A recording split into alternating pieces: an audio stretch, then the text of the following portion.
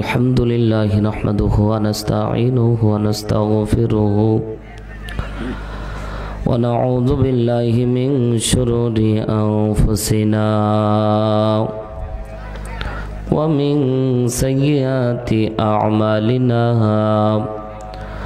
من يهد الله فلا مضل له ومن يضلله فلن تجد له وليا مرشدا فقد قال الله تعالى في كلامه المجيد وفي برهان وتوحيد জবান খুলে সকলে মিলে বলি আউযু বিল্লাহি মিনাশ শাইতানির রাজিম بسم الله الرحمن الرحيم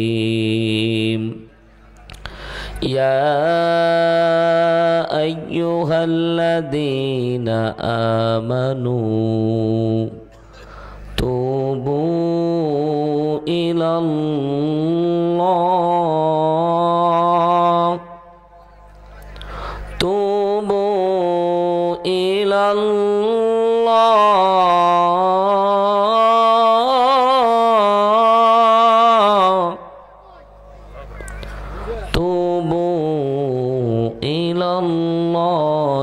توبة نصوحا صدقت يا ربنا.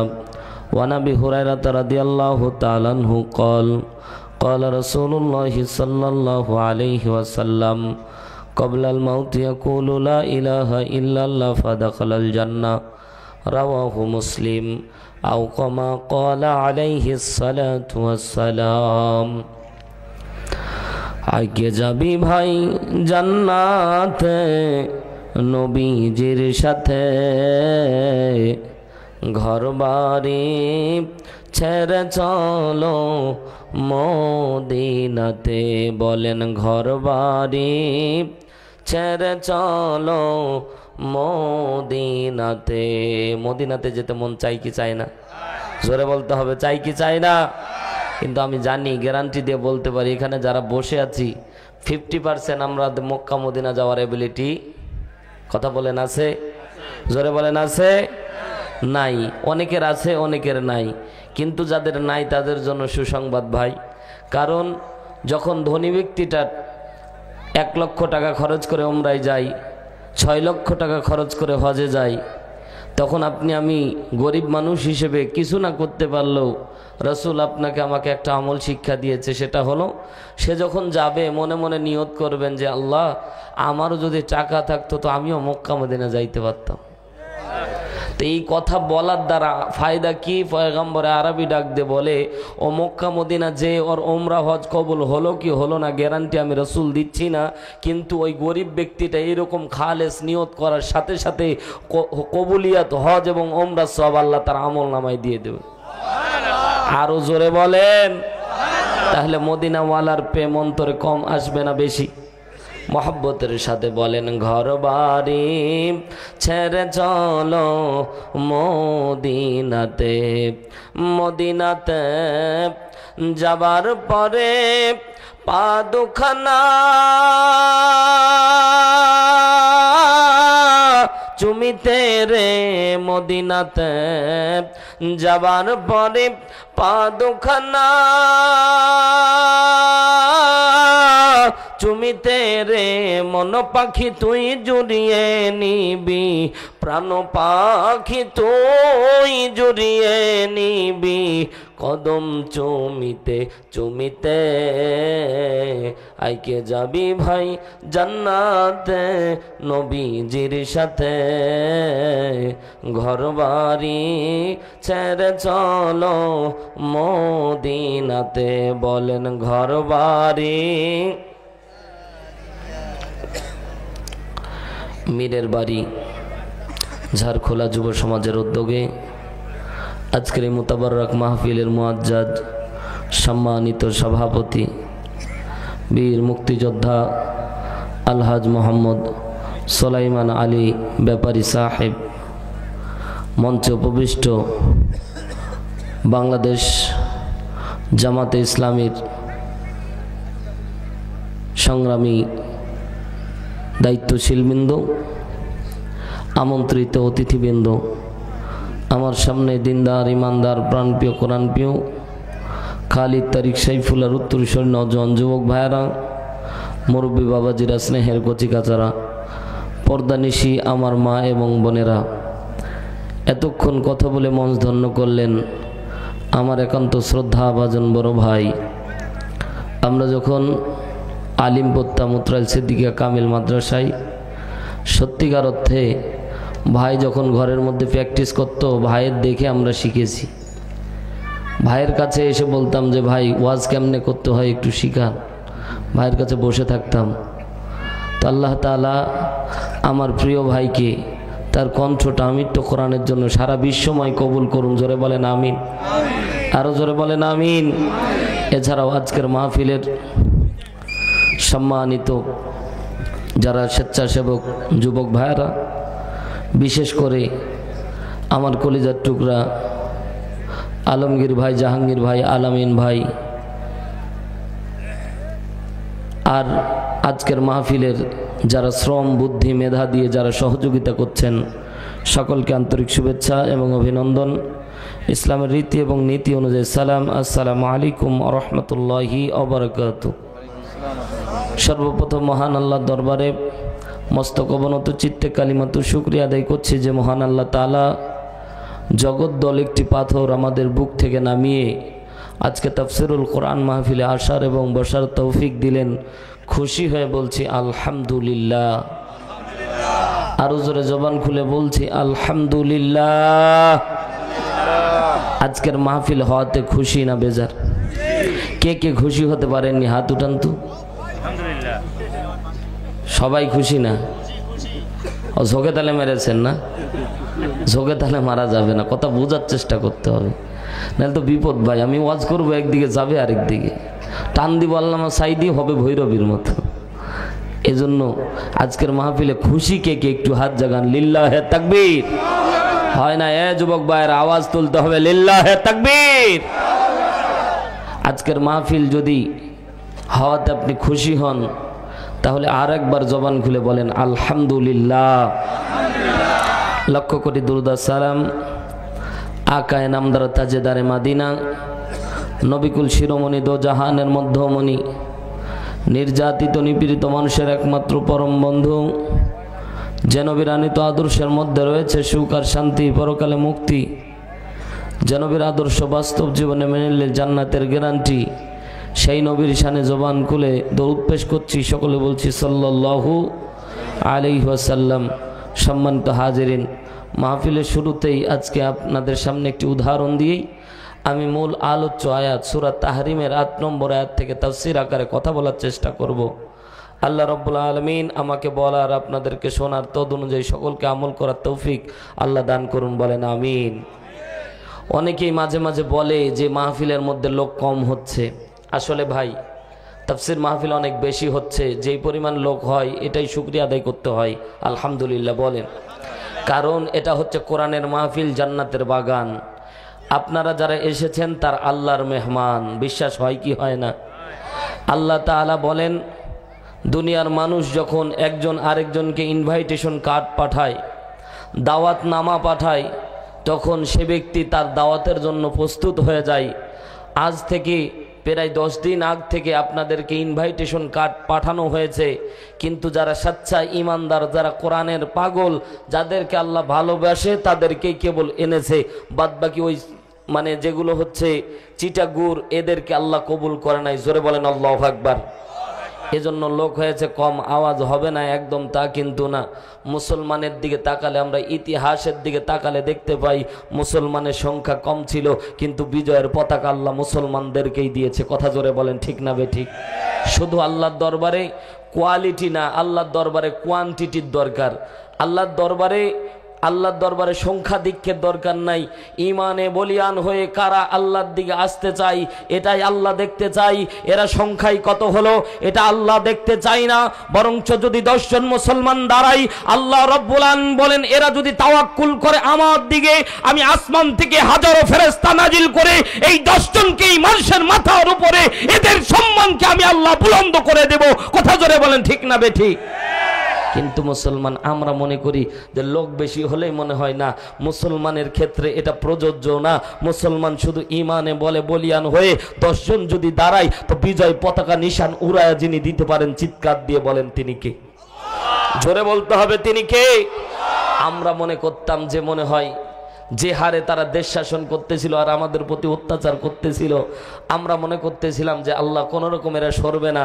এরা ফির মাঝে মাঝে বলতো যে 41 সাল পর্যন্ত, তো আমরা ওইটাই মানতাম। কথা কন না কেন? আমরা ভাবতাম যে 41 সাল, তাও তো ভালো যে 41 সালে 71 সাল বলেনি, ঠিক না বেঠিক বলেন? তা আমরা ভাবতাম আর মাঝে মাঝে আল্লাহর কাছে দোয়া করতাম যে রব্বুল আলামিন আমাদেরকে এই স্বৈরাচারী শাসককে আল্লাহ পদত্যাগ করায়া দাও, আল্লাহ যাতে সে পদত্যাগ করে। তো আসমান থেকে আল্লাহ মনে মনে, আমার এটা ধারণা, আল্লাহ তাআলা বলতেন এ বোকার দলেরা এত ছোট দোয়া করলে হয়, তোদের উপর কত জুলুম নির্যাতন এসেছে দুনিয়ার কেউ না দেখলেও আমি আল্লাহ দেখেছি।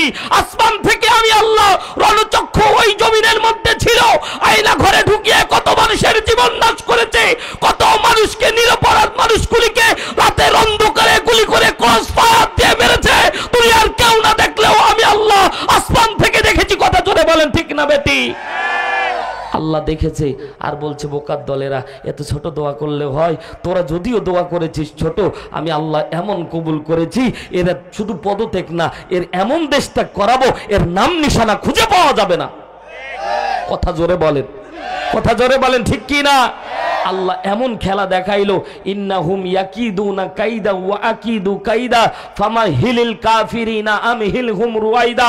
আল্লাহ সূরা তরিকের ভিতরে ডাক দিয়ে বলে তারা যখন চক্রান্ত করে, বিশাল চক্রান্ত করে, জাল বিস্তার করে, মুসলমানদের উপর নির্যাতন করে, আমি আল্লাহ দেখতেছি, আমি আল্লাহ তাআলা আমার রণচক্ষু তোমাদের উপরে আছে, আমি আল্লাহর রহমত তোমাদের দিক থেকে সরে যায়নি। বান্দা তারা ষড়যন্ত্র করেছে, আমি আল্লাহ তাআলা দেখেছি। আল আন যখন আমি আল্লাহ আয়াত, যখন আমি আল্লাহ টান দিয়েছি, এদের পথ খুঁজে পাই না, পালানোর রাস্তা খুঁজে পাই না। 3.5 ঘন্টা হেলিকপ্টারে থাকার পরে দাদার দেশে গিয়েই পড়েছে। আল্লামা সাইদির বাড়ি যেন সত্য হয়েছে। কথা জোরে বলেন ঠিক কি না? বলেছিল শুধু তাওহীদি জনতা একটু গাছের গোড়া নড়া দিবে, টুক করে তুমি মামার দেশে পড়বা। কথা জোরে বলেন ঠিক না বে ঠিক? তাই হয়েছে ভাই, কোনো দেশে স্থান হয় নাই, মামার দেশে গিয়েই পড়েছে। আল্লাহ তাআলা কি খেলা দেখাইলো, যখন প্রধান সেনাপতি গিয়ে বলছে আফা তাড়াতাড়ি দেশ ত্যাগ করা লাগবে, না হলে আপনার হাড় হাড্ডি সব, যেভাবে ছাত্র জনতা ঢুকে পড়েছে গণভবনে, আপনার হাড় হাড্ডি সব মিশায়া দিবে। সাথে সাথে বলছে আফা বলতেছে একটু ভাষণ দিয়ে নেই। তখন প্রধান সেনাপতি বলছে কার সামনে ভাষণ দিবেন? মাইকম্যান আর ক্যামেরাম্যান আগেই পালাইছে। কথা কয় না ঠিক না বে ঠিক? মাইকম্যান আর ক্যামেরাম্যান তো আগেই পালাইছে, কার সামনে বক্তৃতা দিবেন? বলছে একটু 12 আইটেমের রান্না করলাম, একটু খেয়ে নেই। বলছে খাইলে জন্মের খাওয়া খাওয়াবে। কথা জোরে কর না কেন? আল্লাহ তাআলা কি কায়দা দেখাইলো, শেষ পর্যন্ত বলল প্রধান সেনাপতিকে যে অন্তত বাপের কবরটা একটু জিয়ারত করে নি, আব্বারে কতই ভালোবাসতাম। বলছে কবর জিয়ারত করতে গেলে আপনার কবর পর্যন্ত হবে, আপনার লাশ খুঁজে পাওয়া যাবে না। কথা জোরে বলেন ঠিক না বেঠিক?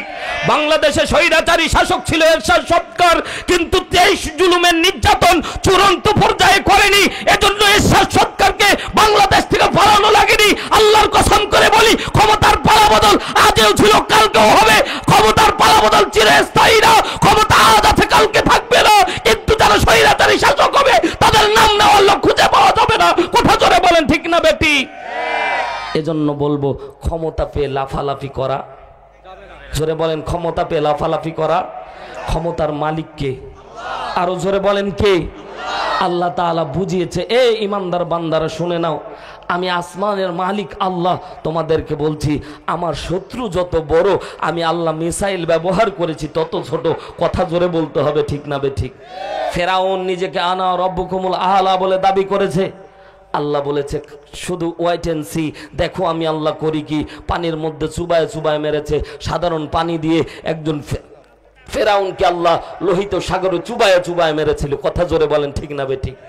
নমরুদ বিশাল রব দাবি করেছে, আল্লাহর সাথে যুদ্ধ করবে, ময়দানে গেছে, আল্লাহ তাআলা মশা বাহিনী পাঠায় দিয়ে শহীদ করে তাদেরকে একবারে শোয়া দিয়েছে জমিনের মধ্যে। একটা ল্যাংড়া মশা প প করতেছে আর আল্লাহকে বলতেছে, আল্লাহ এমন দুর্বল করলা, আল্লাহ কাউরে মারতে পারতেছি না। আল্লাহ বলছে তোর জন্য অরিজিনালটা রেখেছি। কথা জোরে কন ঠিক না বেঠিক? তুই চিন্তা করার দরকার নাই, তোর জন্য অরিজিনালটা। তুই খালি নমরুদের নাকের কাছে যা, ফেরেশতারা গুইতা মেরে তোরে উপর দিকে উঠাবে। আল্লাহু আকবার জোরে বলেন। এখনো মশা কিন্তু আছে ভাই, কথা কন না কেন? এখনো মশা আছে। যারা স্বৈরাচারী তাদেরকে বলতে চাই, আল্লাহর সাথে যারা পাল্লা দিয়েছিল জুতা মেরে আল্লাহ তাদেরকে দুনিয়া থেকে বিদায় করে দিয়েছিল। এই জন্য বলতে চাই, যারা বিগত সেশনে নির্যাতন করেছে, সামনে যদি কেউ নির্যাতন করতে আসে, আমরা মুসলমান ঘরে বসে থাকবো না। কথা জোরে বলেন ঠিক না বেঠিক? সামনের দিন হবে কোরআনের দিন, আগামীর বিজয় হবে কোরআনের বিজয়। যদি জীবন দেওয়া লাগে আবু সাইদের মতো বুকে তাজা রক্ত জমিনে ঢেলে দেব, বাতিলের কাছে ক্ষমতা দেব না। আল্লাহর জমিনে আল্লাহর দিন বাস্তবায়নের জন্য বুকে তাজা রক্ত দিতে কে কে প্রস্তুত? দুই হাত তুলে আমার আল্লাহকে দেখায়। লিল্লাহে তাকবীর। হাত জাগান। কষ্ট পাচ্ছেন? কষ্ট পাচ্ছেন? ভয় পাচ্ছেন? ভয় করব কাকে? আল্লাহর নাম চূড়ান্ত ভাবে নিতে হবে। লিল্লাহে তাকবীর। সকলে মিলে একযোগে তাকবীর দেব। গলাটা খেকর দেন, সবাই খেকর দেন। যত কণ্ঠে শক্তি আছে সব তাকবীরে ঢেলে দেব। নারে তাকবীর। আল্লাহ কবুল করুন, বলেন আমিন। রাগ করলেন? সম্মানিত ভাইয়ের আমার, অনেকেই বলে হুজুর এই কথাগুলি না বললে না। ও ভাই, বিগত 16 বছর যে নির্যাতনের স্টিম রোলার চলেছে, এটা তার সামান্য বিন্দু মাত্র। আল্লাহ তাআলা এত পরিমাণে জুলুম নির্যাতন এজন্য দিয়েছে, ইমানদারের ইমান পরীক্ষা করার জন্য। কারা ইসলামের পথে টিকে থাকে জুলুমের পরেও, আর কারা মুনাফিকি অবলম্বন করে চলে যায়, এটা দেখার জন্যই আল্লাহ মাঝে মাঝে নির্যাতন দেয় মুসলমানদেরকে। কথা জোরে বলেন ঠিক না বেঠিক? সম্মানিত ভাইয়ের আমার, রাত অনেক গভীর হচ্ছে। আমি আপনাদের খেদমতে সূরা তাহরিমের 8 নম্বর আয়াতে কারিমা তেলাওয়াত করেছি। ইনশাআল্লাহুল আজিজ আয়াতের আলোকেই কথা বলার চেষ্টা করব। তবে আজকের এই আয়াতটা আমাদের জন্য একটা নেয়ামত। তাফসিরে আশুর আল্লামা ইবনে আশুর রহমতুল্লাহ আলাইহি তিনি তার তাফসির গ্রন্থের মধ্যে লেখেন, আল্লাহ রাব্বুল আলামিন উম্মতে মুহাম্মদের জন্য যতগুলি উপহার উপঢৌকন দান করেছে, তার মাঝে সূরা তাহরিমের 8 নম্বর আয়াত অন্যতম। জোরে একবার বলেন আল্লাহু আকবার। আর জোরে বলে আল্লাহু আকবার। আল্লাহ রাব্বুল আলামিন পয়গম্বরে আরবি বিশ্বনবী সাল্লাল্লাহু আলাইহি সাল্লামের উপর সূরা তাহরিমের 8 নম্বর আয়াত কেন নাজিল করলেন? শানে নজুল থেকে যদি আপনাদেরকে ঘটনা বর্ণনা করি, তাহলে বুঝতে পারবেন ক্লিয়ার আল্লাহ কি কারণে আয়াত নাজিল করলো। জোরে বলেন সুবহানাল্লাহ। বিশ্বনবীকে আল্লাহ ভাবাচ্ছেন, জোরে বলেন কে? আর জোরে আমার কথা হা না জবাব দেওয়া লাগবে মুসলমান। খুব অল্প সময় কথা হবে, লম্বা সময় কথা হবে না, কিন্তু যতক্ষণ কথা হবে বোধগম্য হতে হবে, আপনাকে বুঝতে হবে, আলোচ্য আয়াত মানতে হবে। মুসলমান ভাইরারে আমার গভীর মনোযোগ দেন। আমার আল্লাহ রাব্বুল আলামিন সূরা তাহরিমের 8 নম্বর আয়াত নাজিল করার আগে বিশ্বনবীকে সকাল থেকে সন্ধ্যা পর্যন্ত ভাবিয়েছিল। আল্লাহর নবী সাল্লাল্লাহু আলাইহি সাল্লাম সকাল থেকে সন্ধ্যা পর্যন্ত ভাবতেছিল, আল্লাহ আমার উম্মতের যদি গুনার খাতা না থাকতো, আমার উম্মতের যদি গুনাহ মাফ হয়ে যেত, কতই না ভালো হতো। জোরে বলেন না সুবহানাল্লাহ। আল্লাহর নবীর চিন্তাটা ছিল যাতে করে আমাদের গুনাহ না থাকে। ও ভাই, জিজ্ঞাসা করতে চাই, আমরা যারা বক্তাবৃন্দ, আমরা যারা অতিথিবৃন্দ, আপনারা যারা সামনে আছেন, পর্দানিশী আমার মা বোনেরা, আমাদের গুনাহ আছে না নাই? জোরে বলতে হবে, আছে না নাই? আমাদের এত গুনাহ আছে, আল্লাহ তাআলা যদি বক্তার গুনাহ শ্রোতার সামনে ওপেন করে দিত, আল্লাহর কসম করে বলি কেউ এখানে বসে বসে এতক্ষণ আলোচনা শুনতেন না। শ্রোতার গুনাহ যদি আল্লাহ বক্তার সামনে ওপেন করে দিত, বক্তা কোনোদিন এই শ্রোতার সামনে আলোচনা করতো না। স্বামীর গুনাহ যদি স্ত্রীর সামনে আল্লাহ ওপেন করে দিত, কোনোদিন স্বামী তার স্ত্রীকে স্ত্রী বলে ডাক দিত না। কথা বুঝে থাকলে জবাব দেন, ঠিক না বেটি? সম্মানিত ভাইয়ার আমার, আল্লাহ রাব্বুল আলামিন বলেন, পয়গম্বর দুনিয়ার মানুষদেরকে আমি আল্লাহ রব্বুল আলামিন, পৃথিবীর মানুষদেরকে আমি আল্লাহ রব্বুল আলামিন সমস্ত গুনাহগুলিকে গোপন রেখে দিয়েছি। গোপন রাখার পিছনে কারণ তাফসির ইবনে কাসির, আল্লামা ইবনে কাসির রহমতুল্লাহ আলাইহি তিনি তার তাফসির গ্রন্থের মধ্যে বলেন, আল্লাহ গোপন রাখার পিছনে অরিজিনাল কারণ ছিল বান্দার গুনাহ যাতে গোপনে মাফ হয়ে যায়। জোরে বলেন সুবহানাল্লাহ। সম্মানিত ভাইয়ার আমার, বিশ্বনবী সকাল থেকে সন্ধ্যা পর্যন্ত ভাবতেছিলেন। কথা বোঝার চেষ্টা করতে হবে। আল্লাহ নবীর ভাবনা ছিল, আল্লাহ রব্বুল আলামিন যদি আমার উম্মতের গুনার খাতাটা আমার হাতে দান করত, আমার উম্মতের গুনার যদি আমার উম্মতের যদি গুনাহ না থাকতো কতই না ভালো হতো। অনেকের মনে প্রশ্ন জাগতে পারে, গুনার আবার খাতা থাকে নাকি? প্রত্যেকের কিয়ামতের দিন একটা করে কিতাব আমলনামা দেওয়া থাকবে। আল্লাহ রাব্বুল আলামিন সূরা হাশরের ভিতরে বলেন, ইকরা কিতাবাকা কাফা বিনাফসিকাল ইয়াউমা আলাইকা হাসিবা। জোরে বলতে হবে আল্লাহু আকবার। আল্লাহ বলেন ইকরা, পাঠ করো। কি পাঠ করবে? মুফাসসিরিন ইকরাম বর্ণনা করেন, আল্লামা আইনি রহমতুল্লাহ আলাইহি তিনি ব্যাখ্যা করতে গিয়ে বলে, কারাতুল আমাল, দুনিয়ার মধ্যে যত আমল করেছো ওই কিতাবের মধ্যে সুন্দর করে সন্নিবেশিত লেখা আছে। কেমন কিতাব আল্লাহ রাব্বুল আলামিন দান করবে? আল্লাহ বলবেন ইকরা, পাঠ করো কিতাবাকা, ওই কিতাব যেই কিতাব তোমার আমলনামা লেখা আছে, কাফা বিনাফসিকাল ইয়াউমা আলাইকা হাসিবা। এ বান্দা দুনিয়ার মধ্যে যত খারাপ আমল করে এসেছো, যত ভালো আমল করে এসেছো, নিজে পাঠ করো। আর পাঠ করার পরে তোমার কাছে উপলব্ধি হবে তুমি জান্নাতে যাবা নাকি জাহান্নামে। জোরে বলেন না আল্লাহু আকবার। আল্লাহ রাব্বুল আলামিন বলেন, ইন্নাল্লাহা লা ইয়াযলিমু মিসকালা যাররা। আল্লাহ রাব্বুল আলামিন ডাকতে বলে, বান্দারা শুনে নাও, শুনে নাও, আমি আল্লাহর পক্ষ থেকে তোমাদের উপর জুলুম করা হবে না। আমরা কিতাব পাওয়ার পরে কি অভিমত ব্যক্ত করব? এ পদ্মানিশী মা বোনেরা, গভীর মনোযোগ দিয়ে কথাগুলি শোনা লাগবে। আজকের আলোচ্য আয়াতটা এমন দামি আয়াত, আল্লাহ রাব্বুল আলামিন আপনার আমার জিন্দেগির গুনাহ মাফ করে দিবে। বলেন তো, জিন্দেগির গুনাহ মাফ হোক, এটা চাই কি চাই না? জোরে বলতে হবে, চাই কি চাই না? এ মুসলমান, তারপরেও যারা উঠে যাবেন কলিজার টুকরা ভাইরা, বুঝতে হবে আপনার অন্তর থেকে গুনাহ মুছে যাক, এটা আপনি চান না। আল্লাহর কসম করে বলি, আজকে দুইটা হাদিস আপনাদের খেদমতে রিওয়ায়াত করব। আল্লাহ নবী সাল্লাল্লাহু আলাইহি সাল্লাম ডাক দিয়ে বলেছে, উম্মতেরা শুনে নাও, শুনে নাও। আলোচ্য আয়াত থেকে আলোচনা করার পরে দুইটা হাদিস থেকে কেউ যদি কথা বলতে পারে আর এই কথাগুলি যদি কেউ মানতে পারে, আল্লাহ রাব্বুল আলামিন ওই বৈঠকে থাকা অবস্থায় বান্দার জিন্দেগির গুনাহ মাফ করে দিবে। আরো জোরে একবার বলেন না আল্লাহু আকবার। গুনাহ মাফ হলো কি হলো না? বিশ্ব নবী সাল্লাল্লাহু আলাইহি সাল্লাম ডাক দিয়ে বলে, উম্মতেরা শুনে নাও, শুনে নাও, গুনাহ মাফ হলো কিনা এর মাপকাঠিও আমি রাসূল তোমাদেরকে জানায়া দিচ্ছি। তার মানে ওই মাপকাঠিও আজকে আপনি আমি জানতে পারবো আপনার আমার গুনাহ মাফ হলো কিনা। বুখারীর হাদিস, বিশ্বনবী বলেন, তওবা করলে তওবা কবুল হলো কি হলো না এটা দেখা যায়। এ মুসলমান, জিজ্ঞাসা করতে চাই, পর্দানিশী আমার মা বোনেরা, আমরা যে গুনাহ থেকে বাঁচার জন্য গুনাহ হওয়ার পরে আমরা যখন তওবা করি, এই তওবা কবুল হলো কি হলো না এটা কি আমরা দেখতে পাই? জোরে বলতে হবে, দেখতে পাই। আল্লাহর নবী সাল্লাল্লাহু আলাইহি সাল্লাম হাদিসের মধ্যে শিক্ষা দিচ্ছে, চার পদ্ধতিতে কেউ যদি তওবা করতে পারে, আল্লাহ রাব্বুল আলামিন বান্দার তওবা কবুল হলো কি হলো না এটা দেখাই। জোরে একবার বলেন না আল্লাহু আকবার। আল্লাহর নবী সাল্লাল্লাহু আলাইহি সাল্লাম সকাল থেকে সন্ধ্যা পর্যন্ত ভাবতেছেন। তাফসিরে আশুর, আল্লামা ইবনে আশুর রাহমাতুল্লাহ আলাইহি তিনি তার তাফসির গ্রন্থের মধ্যে সূরা তাহরিমের 8 নম্বর আয়াতের শানে নজুল ব্যাখ্যা করতে গিয়ে বলেন, আল্লাহর নবী সকাল থেকে সন্ধ্যা পর্যন্ত একই চিন্তাধারা ব্যক্ত করতেছেন। আল্লাহর নবীর সামনে হযরত আব্দুল্লাহ ইবনে আব্বাস রাদিয়াল্লাহু তাআলা আনহু চলে আসলেন, আব্দুল্লাহ ইবনে মাসউদ রাদিয়াল্লাহু তাআলা আনহু চলে আসলেন।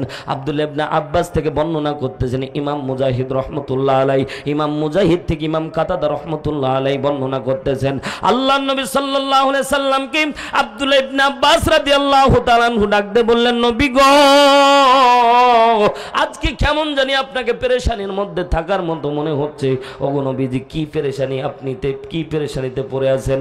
নবী, আমাদেরকে যদি আপনি একটু বলতেন কতই না ভালো হতো। আল্লাহর নবী ডাক দিয়ে বলছেন, সাহাবীরা শুনে নাও, শুনে নাও, আমি কি পেরেশানির মধ্যে আছি আমার আল্লাহ আর আমি ভালো জানি। আল্লাহ যদি কোনো সমাধান দেয় তাহলেই তোমাদেরকে বলবো। জোরে একবার বলেন না আল্লাহু আকবার। আল্লাহর নবী ভাবতেছেন কাকে নিয়ে? বলেন তো, বুদ্ধি করে বলেন, কাকে নিয়ে ভাবতেছেন? উম্মতকে নিয়ে। মাশাআল্লাহ, আমার এক কলিজার টুকরা ভাই বলছে আমাদেরকে নিয়ে উম্মত তো আমরাই, ওই চাস্ত কথা উম্মত বলার নাই, আমাদেরকে নিয়ে বলতে হবে। বলেন তো কাকে নিয়ে? জোরে বলতে হবে, বলেন তো কাকে নিয়ে? আমার মতো দেখবেন যখন আমি বলবো কাকে নিয়ে, তখন এইভাবে হাত দুইটা বাড়ায়া এইভাবে করবেন, কারণ এটা ভিডিও হচ্ছে, ঠিক না? আল্লাহর ক্যামেরায় ভিডিও হচ্ছে। আল্লাহ যদি এটাকে পছন্দ করে নাই, এই ওসিলায় আল্লাহ মাফ করে দিতে পারে। বলেন তো বিশ্বনবী কাকে নিয়ে ভাবতেছেন? জোরে বলেন কাকে নিয়ে? কেউ জবান বন্ধ রাখবে না। যুবক ভাইরা বলো কাকে নিয়ে? আজীবন কেঁদেছেন উম্মতেরি মায়ায়, আজীবন কেঁদেছেন উম্মতেরি মায়ায়, আলোর দিশা পেলাম আমি যে নামের ওসিলায়, সেই রাসূলকে কেউ গালি দিলে, তার শানে কেউ কুতুষার টালে, বলো কি তা প্রাণে সয়, ব্যথা লাগে বড়, ব্যথা লাগে কলিজায়। বিশ্বনবীকে কেউ যদি গালি দেয়, বিশ্বনবীকে কেউ যদি কটূক্তি করে, মুসলমান কলিজায় আঘাত লাগতে হবে। কথা জোরে বলেন ঠিক না বে ঠিক? মুসলমান ভাইরা আমার গভীর মনোযোগ দেন। এই পদ্মানি সীমা বলেরা, গুনার ব্যাপারে আমরা এত দুর্বলতা অবলম্বন করি, অথচ রব্বে কারিম আল্লাহ বান্দার জন্য কত শিথিলতা দান করেছে। মুসনাদে আহমদ 3য় খণ্ড 174 নম্বর হাদিসের মধ্যে পয়গম্বর ডাক দিয়ে বলে, আমার উম্মতের যখন কোনো গুনাহ করে ফেলে, সাথে সাথে ফেরেশতা আপনার আমার গুনাহগুলি লেখে। কেমন কেমন ফেরেশতা নিযুক্ত করা হয়েছে? আল্লাহ সূরা ইনফিতারের মধ্যে আল্লাহ ডাক দিয়ে বলেন, কিরামান কাতিবিনা ইয়ালামুনা মা তাফআলুন। জবান খুলে বলতে হবে আল্লাহু আকবার। আল্লাহ রাব্বুল আলামিন বলছেন কিরামান কাতিবিন, আল্লাহ বলছে সম্মানিত লেখক দ্বয় ফেরেশতা। এত ফেরেশতা আল্লাহ তাআলা নিযুক্ত করেছে, কল্পনাও করতে পারবেন না। তাফসীরের মধ্যে এসেছে, আল্লাহর নবী সাল্লাল্লাহু আলাইহি সাল্লাম ডাক দিয়ে বলে, উম্মতরা শুনে নাও। আল্লাহ অর্থের দিকে খেয়াল করেন। কিরামান বহুবচন, কাতিবিন কাতেব একবচন, কাতিবিন বহুবচন। আল্লাহ বলছে নট অনলি একজন ফেরেশতা, না না না, এত ফেরেশতা আছে বান্দা কল্পনাও করতে পারবা না। তুমি যা করো, যা কিছু করো না কেন, সব কিছু যিনি লিপিবদ্ধ করেন, জোরে বলেন তিনি কে? এই যুবক ভাইয়েরা, ল্যাপের তলে ওই মোবাইলের মধ্যে খারাপ ভিডিও দেখে সময় নষ্ট করো, দুনিয়ার কেউ না দেখলেও বলেন তো দেখে কে? আরো জোরে বলেন দেখে কে? সব কিছু যিনি অবজারভেশন করে, চিৎকার দিয়ে বলতে হবে তিনি কে?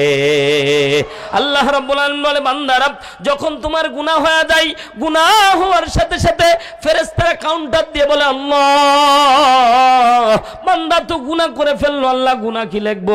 সাথে সাথে আল্লাহ রাব্বুল আলামিন বলে, না না না, এখনো লেখার দরকার নাই, বান্দা দেখো তওবা করে ফিরে আসে কিনা।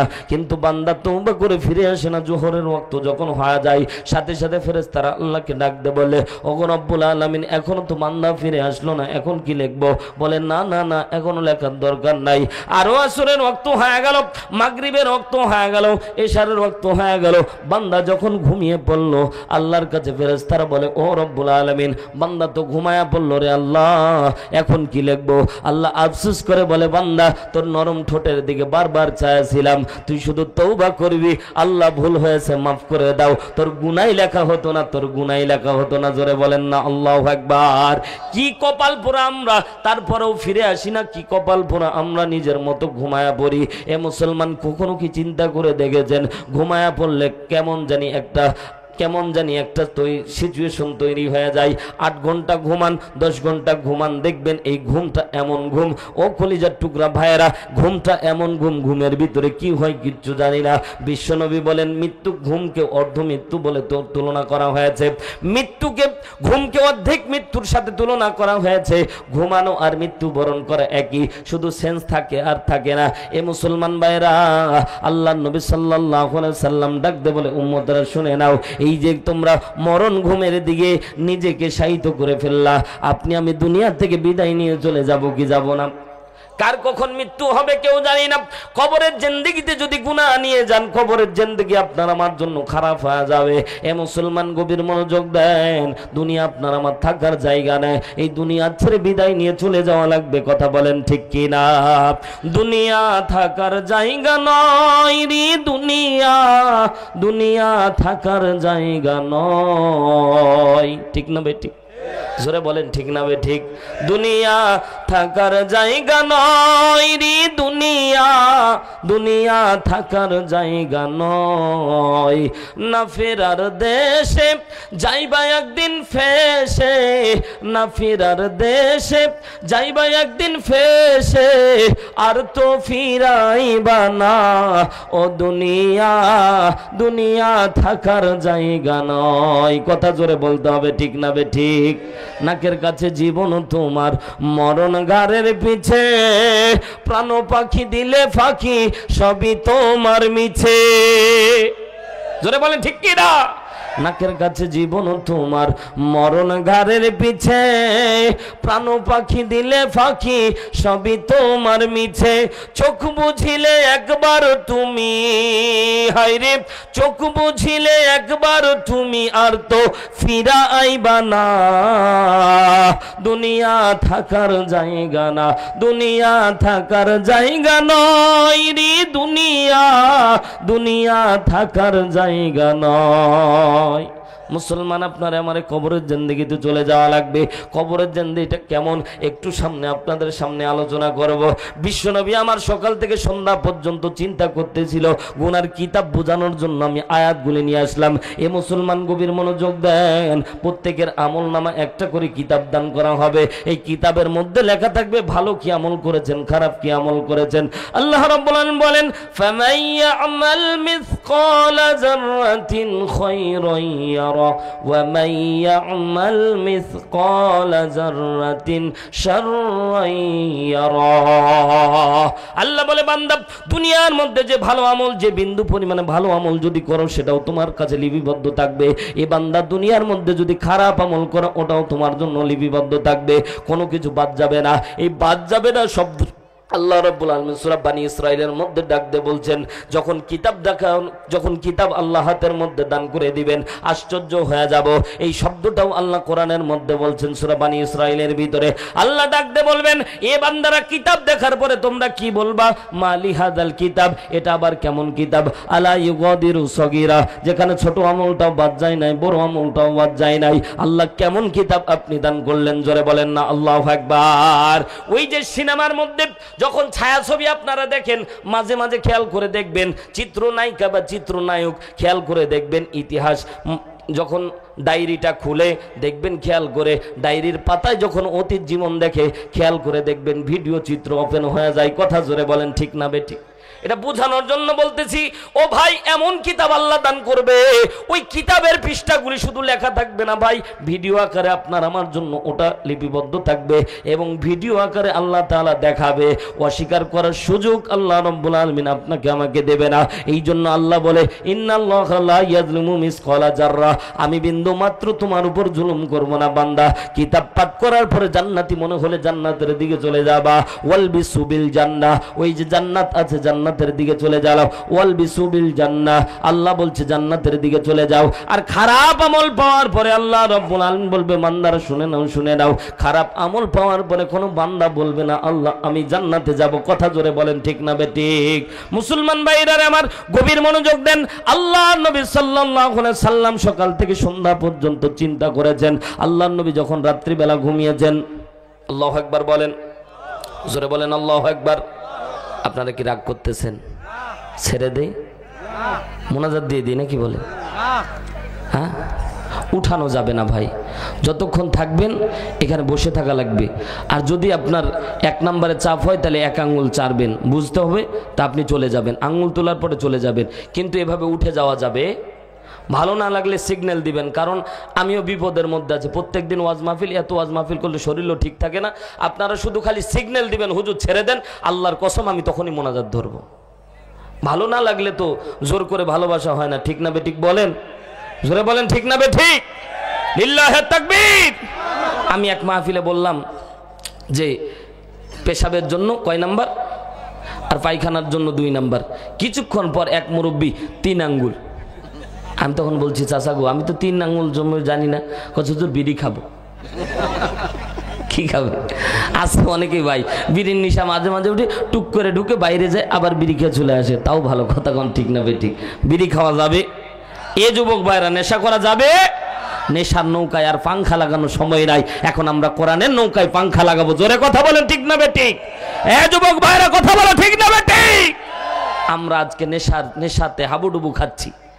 হাতে আমার তসবিহ কোরআন, চক্ষু 2টা লাল, মুয়াজ্জিনের আযান শুনে হয় আমার সকাল। কথা জোরে বলেন, ঠিক না বেঠিক? বলবো হাতে আমার তসবিহ কোরআন, চক্ষু 2টা লাল, মুয়াজ্জিনের আযান শুনে হয় আমার সকাল।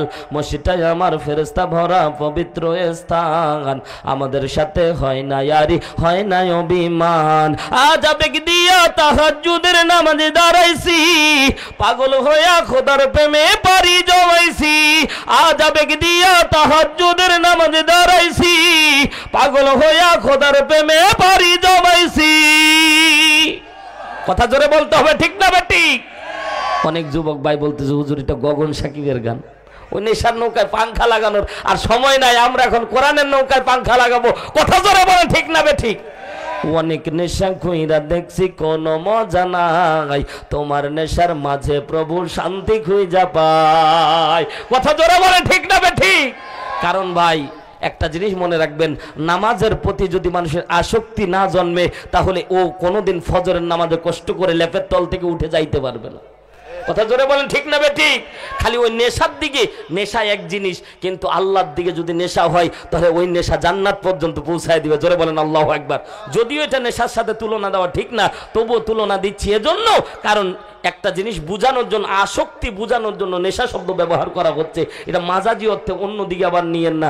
কারণ আমরা খেয়াল করে দেখেছি আমাদের এলাকায় ভাই, এই গ্রাম বাংলায় কিন্তু মদ পাওয়া যায় না, ঠিক না? ইয়াবা, মদ এগুলো পাওয়া যায় না, কিন্তু ভাই আমাদের এলাকায় কিন্তু সুয়ানি পাওয়া যায়, ঠিক না বেঠিক? বলে আপনারা সুয়ানি চিনেন তো? খাইলে মাথা ঠিক থাকে না। আমার এলাকায় এক চাচা খায়, আর মাঝে মাঝে সকালবেলা রাস্তা ঠেলে, কাঁধ লাগায় দিয়ে রাস্তা ঠেলতেছে। আমি বলছি, চাচা করো কি? কোথাও রাস্তা বাঁকা হয়ে আছে, সোজা করে দেবে। কিছুক্ষণ পর চাচি এসে করছে, ভাইস্তারে খুব বিপদে আছি, বলো তো একটা মাসালা। কি গো চাচি, কি মাসালা দিব? কয় তোমার চাচা রাত 12টার দিকে এই নেশা করে এসে আমারে আম্মা আম্মা করে ডাক দেয়। বিপদ আছে না নাই? জোরে কোন বিপদ আছে না নাই? তা তো বিপদ আছে। কিছুক্ষণ পর সামনে থেকে চাচাতো ভাই এসে বলছে, সম্পর্কে চাচাতো ভাই এসে বলতেছে, ভাই রে খুব বিপদে আছি, আম্মারে তো মারে তো আব্বা আম্মা কয়ে ডাক দেয়, আমারে কিন্তু দুলা ভাইও কয়। কথা কয় না কেন? রাত্রিবেলা যখন নেশা করে ওর মাথা ঠিক থাকে ভাই? যদি নেশা করতে হয় কার দিকে করবো বলেন? জোরে বলেন, জোরে বলেন, আরো জোরে বলেন, কার? অনেক নেশা কইরা দেখছি কোনো মজা নাই, তোমার নেশার মাঝে প্রভু শান্তি খুঁজা পাই। চাই না আমি দালান কুটা, চাই না বাড়ি ঘর, তোমার কাছে হই না আমি, হই না যেন পর। আজ আবেগ দিয়া তাহাজ্জুদের নামাজে দাঁড়াইছি, পাগল হইয়া খোদার প্রেমে পারি জমাইছি। আজ আবেগ দিয়া তাহাজ্জুদের নামাজে দাঁড়াইছি, পাগল হইয়া খোদার প্রেমে পারি জমাইছি। আল্লাহু আকবার বলেন, জোরে বলেন আল্লাহু আকবার। বিশ্বনবী রাত্রিবেলা ঘুমিয়েছে, আল্লাহ তাআলা বিশ্বনবীর উপর ওহী নাজিল করার জন্য জিবরাইল আমিনকে পাঠিয়ে দিয়েছে। জোরে বলেন আল্লাহু আকবার। সম্মানিত ভাইরা আমার, গভীর মনোযোগ দেন। পর্দা নিশি আমার মা বোনেরা, ওয়াজ কিন্তু ভিন্ন ধর্মী হবে না গুমা। আপনাদের জন্য পরবর্তীতে 2টা হাদিস আমি রিওয়ায়াত করব মুসলমান ভাইরা আমার। কারণ আজকের আলোচ্য বিষয় শুধু পুরুষের জন্য না, কারণ তাদের গুনাহ আছে না নাই। গুনাহ কেমনে মাফ হবে মুসলমান? গভীর মনোযোগ দেন। অল্প সময় আপনাদেরকে কষ্ট দেব। আল্লাহর নবী সাল্লাল্লাহু আলাইহি সাল্লাম রাত্রিবেলা যখন ঘুমিয়েছে, আল্লাহর নবীর সামনে জিবরাইল আমিন স্বপ্নের ভিতরে চলে এসেছে। জোরে বলেন না আল্লাহু আকবার। জিবরাইল আমিন চলে এসে আল্লাহর নবীকে সালাম দিচ্ছেন। অনেকের মনে প্রশ্ন জাগতে পারে, হুজুর স্বপ্নের ভিতরে জিবরাইল এসে ওহী দিল, এটা কি ওহী হলো? এটা ক্লিয়ার করার জন্য আপনাকে বলছি, ওহী নাজিলের পদ্ধতি 7টি। জোরে বলেন কয়টি? আর জোরে বলেন কয়টি? আঙ্গুল উঁচু করে বলেন, শিখতে হবে এগুলো। আমরা ইসলাম সম্পর্কে প্রশ্ন করলে আমরা উত্তর দিতে পারি না। কিছুদিন আগে আমার দাদু আমার চাচাতো ভাইয়ের বিয়ের জন্য পাত্রী দেখতে যাচ্ছে, আমাকে বলতেছে হারুন কি প্রশ্ন করব। আমি বলছি এখন আর কি প্রশ্ন করবেন, মেয়েরা আবার কি পারে ইসলাম সম্পর্কে।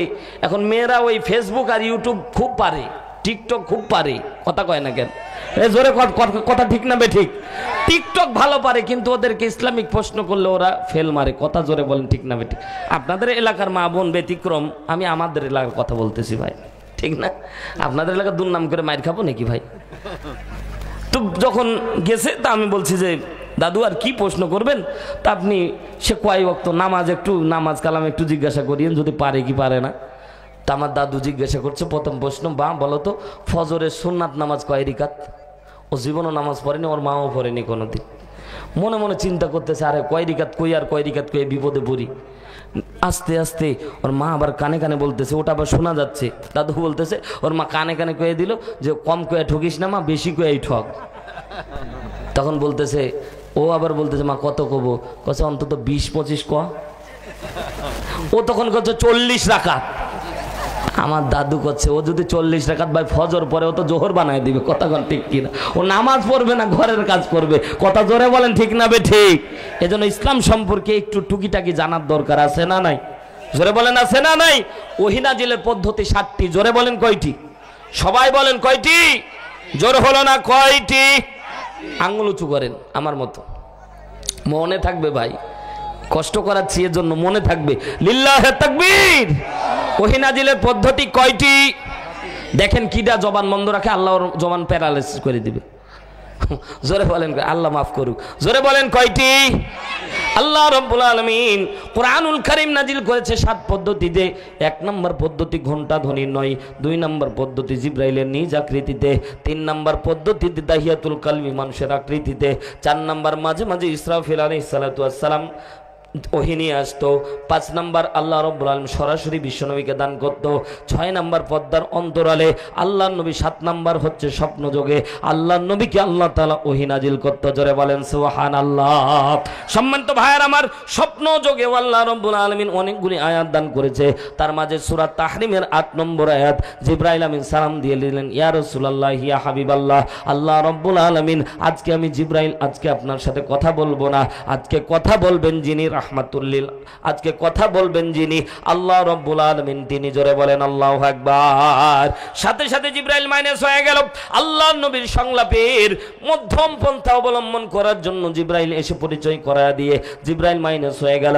আল্লাহ তাআলা বিশ্ব নবীকে প্রথমে সালাম দান করে দিলে। জোরে বলেন আল্লাহু আকবার। সালাম দিচ্ছেন কে? আরো জোরে বলেন কে? কেন সালাম দিলেন? মুফাসসিরিন ইকরাম বর্ণনা করে আল্লাহর নবী সাল্লাল্লাহু আলাইহি সাল্লাম কেন সালাম, আল্লাহ তাআলা কেন সালাম দিলেন আল্লাহর নবীকে?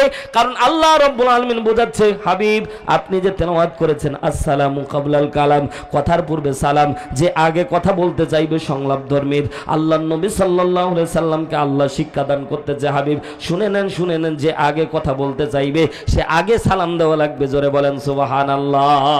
ঘরের মধ্যে সালামের প্রচলন করে দিবেন, ছোট্ট সন্তানদেরকে সালাম দিবেন, দেখবেন ছোট্ট সন্তানেরা বড় হয়ে কিছু দূর বড় হয়ে দেখবেন আপনাকে সালাম দিবে, বিবিকে সালাম দিবেন দেখবেন উল্টা আপনাকেও সালাম দিবে। কথা জোরে বলেন ঠিক না বে ঠিক? কিন্তু আমরা শরম পাই, কি পাই? হুজুর বউরে সালাম দিব, ইজ্জত কি থাকবে? কথা কয় না কেন? অনেকে বলে হুজুর বউরে সালাম দিবি, এত ছোট হইলাম। ওরে বাপ, ও কত বড় বড়। বউরে সালাম দিলে যিনি বরকত বাড়ায়া দিবেন তিনি কে? আরো জোরে বলেন তিনি কে? এখানে তো পদ্মানিশী মা বোন আছে, এই জন্য আপনাদের জন্য প্লাস পয়েন্ট। আমি নাটোরে এই ওয়াজ করেছিলাম, বাড়ির মধ্যে যখন গেছে যায় বউকে সালাম দিয়েছে, বউ টিক করে দরজা লাগাই দিয়েছে, জীবনও সালাম দেয় না, বা হঠাৎ সালাম দিয়েছে, বউ মনে করছে মাথা পাগল হয়ে গেছে। বিপদ আছে না? সম্মানিত ভাইয়ের আমার গভীর মনোযোগ দেন, বাস্তবতাও আছে ভাই। আল্লাহ রাব্বুল আলামিন বিশ্ব নবীকে সালাম দেওয়ার পিছনে কারণ পুরা পৃথিবীবাসীকে আল্লাহ বোঝাচ্ছে, হাবিব পুরা পৃথিবীর মানুষদেরকে দেখা দেন। আল্লাহ রাব্বুল আলামিন বলেন সালাম এমন একটা প্রতিনিধিত্ব। আল্লাহ রাব্বুল আলামিন বলেন শত্রুকে যখন তুমি বারবার সালাম দিবা সে সবচেয়ে বড় বন্ধুতে পরিণত যিনি করে দিবেন তিনি কে? আমাদের এলাকার, আপনাদের এলাকার মুরব্বীরা অনেক ভালো। আমাদের এলাকার মুরব্বীরা যখন যায় তখন যুবকদের দিকে তাকায় আর জোরে জোরে বলে কত বেয়াদব রে, আমরা সালাম দেয় না। আছে না নাই? আমি বলবো মুরব্বী চাচা, আল্লাহর কসম করে বলি, একটা পদ্ধতি তোমাকে শিক্ষাদান করি। একদিন, তুমি বেশি দিন না, কয়দিন, জোরে বলেন, একদিন খালি সালাম দিয়ে, যুবকরে তুমি সালাম দিয়ে যাবা, আসসালামু আলাইকুম বাবা কেমন আছো, এই কথা বলে যাবা। আল্লাহর কসম করে বলি, পরের দিন রাস্তা দিয়ে গেলে ওই যুবক দৌড়ায় এসে তোমার সালাম দিবে। কথা জোরে বলেন ঠিক না বে ঠিক? মুসলমান ভাইরা আমার গভীর মনোযোগ দেন, তার বাস্তব প্রমাণ। আমি যখন বাড়ির মধ্যে যাই, এলাকার মধ্যে যত ছোট ছোট বাচ্চা আছে তাদের ধরে ধরে সালাম দিই। এখন খেয়াল করে দেখি, ওরা যখন খেলে, আমি শুধু রাস্তা দিয়ে বাইর হতে দেরি হয়, ওরা দৌড়ায় এসে প্রতিযোগিতা করে সালাম দেয়। তার মানে বুঝা গেল এরা সালাম শিখে ফেলেছে। কথা বলেন ঠিক কি না? মাঝে মাঝে মানুষকে শিক্ষা দেওয়ার জন্য, মাঝে মাঝে মানুষকে শিক্ষা দেওয়ার জন্য নিজে ছোট হলে বড় যিনি বানায়া দেন তিনি কে? আরো জোরে বলতে হবে তিনি কে? মুসলমান ভাইরা আমার গভীর মনোযোগ দেন। আল্লাহ রাব্বুল আলামিন বিশ্বনবীকে সালাম দান করে দিলেন, ডাক দিয়ে বললেন, ও পয়গম্বর, ও হাবিব, আজকে আপনার সাথে আমি আল্লাহ রাব্বুল আলামিনের গোপন কথা বলতে চাই। সাথে সাথে বিশ্বনবী পয়েন্টটা ধরে ফেললেন। আল্লাহকে ডাক দিয়ে বলছেন, ও রব্বুল আলামিন, বন্ধু বলে ডাক দিলা, আর বন্ধুর উম্মত কিয়ামতের ময়দানে জাহান্নামী হয়ে যাবে, এটা সহ্য করতে পারবো না। বন্ধুর উম্মত জাহান্নামী হয়ে যাবে, অন্যান্য নবীর উম্মতের সামনে পিটায় পিটায় উম্মতদেরকে জাহান্নামে নিয়ে যাবে, এটা আমি সহ্য করতে পারবো না। আল্লাহ ডাক দিয়ে বলছেন, পয়গম্বর বলেন বলেন আপনার জন্য কি করতে পারি? ডাক দিয়ে বলছে, কিয়ামতের ময়দানে আমার হাতে আমার উম্মতের গুনার পৃষ্ঠাগুলি, গুনার খাতাগুলি আমার হাতে দান করে দিবেন। চিৎকার দিয়ে বলতে হবে আল্লাহু আকবার। আরো জোরে বলতে হবে আল্লাহু আকবার। আল্লাহর নবী আল্লাহকে ডাক দিয়ে বললেন, ওগো রব্বুল আলামিন, কিয়ামতের ময়দানে আমার উম্মতেরা গুনাহ নিয়ে যখন জাহান্নামের দিকে চলে যাবে, আমার উম্মত যাতে জাহান্নামী না হয়, ওগো রব্বুল আলামিন, আমার উম্মতের গুনার পৃষ্ঠাগুলি আমার হাতে, গুনার খাতাগুলি আমার হাতে দান করবেন। আল্লাহ বন্ধুকে ডাক দিয়ে বলে, বন্ধু হে, বলেন বলেন গুনার খাতা নিয়ে কি করবেন? বিশ্বনবী হাদিসের মধ্যে পয়গম্বর আরবি ডাক দিয়ে বলে, দুনিয়ার গাঁজাখুরি গল্প বলতেছি না। এ মুসলমান গভীর মনোযোগ দেন। আল্লাহর নবী সাল্লাল্লাহু আলাইহি সাল্লাম বলবেন, আল্লাহ কিয়ামতের ময়দানে উম্মতের গুনার পৃষ্ঠা পাওয়ার পরে পৃষ্ঠাগুলি ছিঁড়ে ছিঁড়ে ফেলে দেব, উম্মতকে জান্নাত পর্যন্ত নিয়ে যাব। জোরে বলেন সুবহানাল্লাহ। বিশ্ব নবীকে আল্লাহ ডাক দিয়ে বললেন, ওগো পয়গম্বর,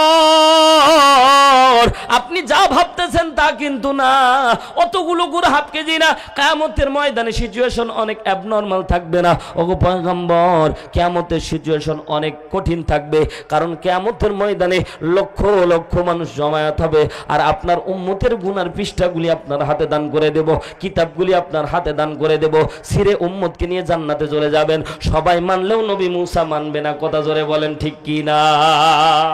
নবী মুসা দরকারে মাল কাঁচা মেরে বলবে, আল্লাহ অবিচার করলা, কারণ নবী তোমার বন্ধুর উম্মত বলে তাদেরকে তুমি মাফ করে গুনার পৃষ্ঠা ছিঁড়ে তাদেরকে জান্নাতে নিয়ে যাচ্ছ, আর আমার উম্মতেরা ঘোড়া রান্না একটাও বিচার হবে না, সবাই জান্নাতে যাব।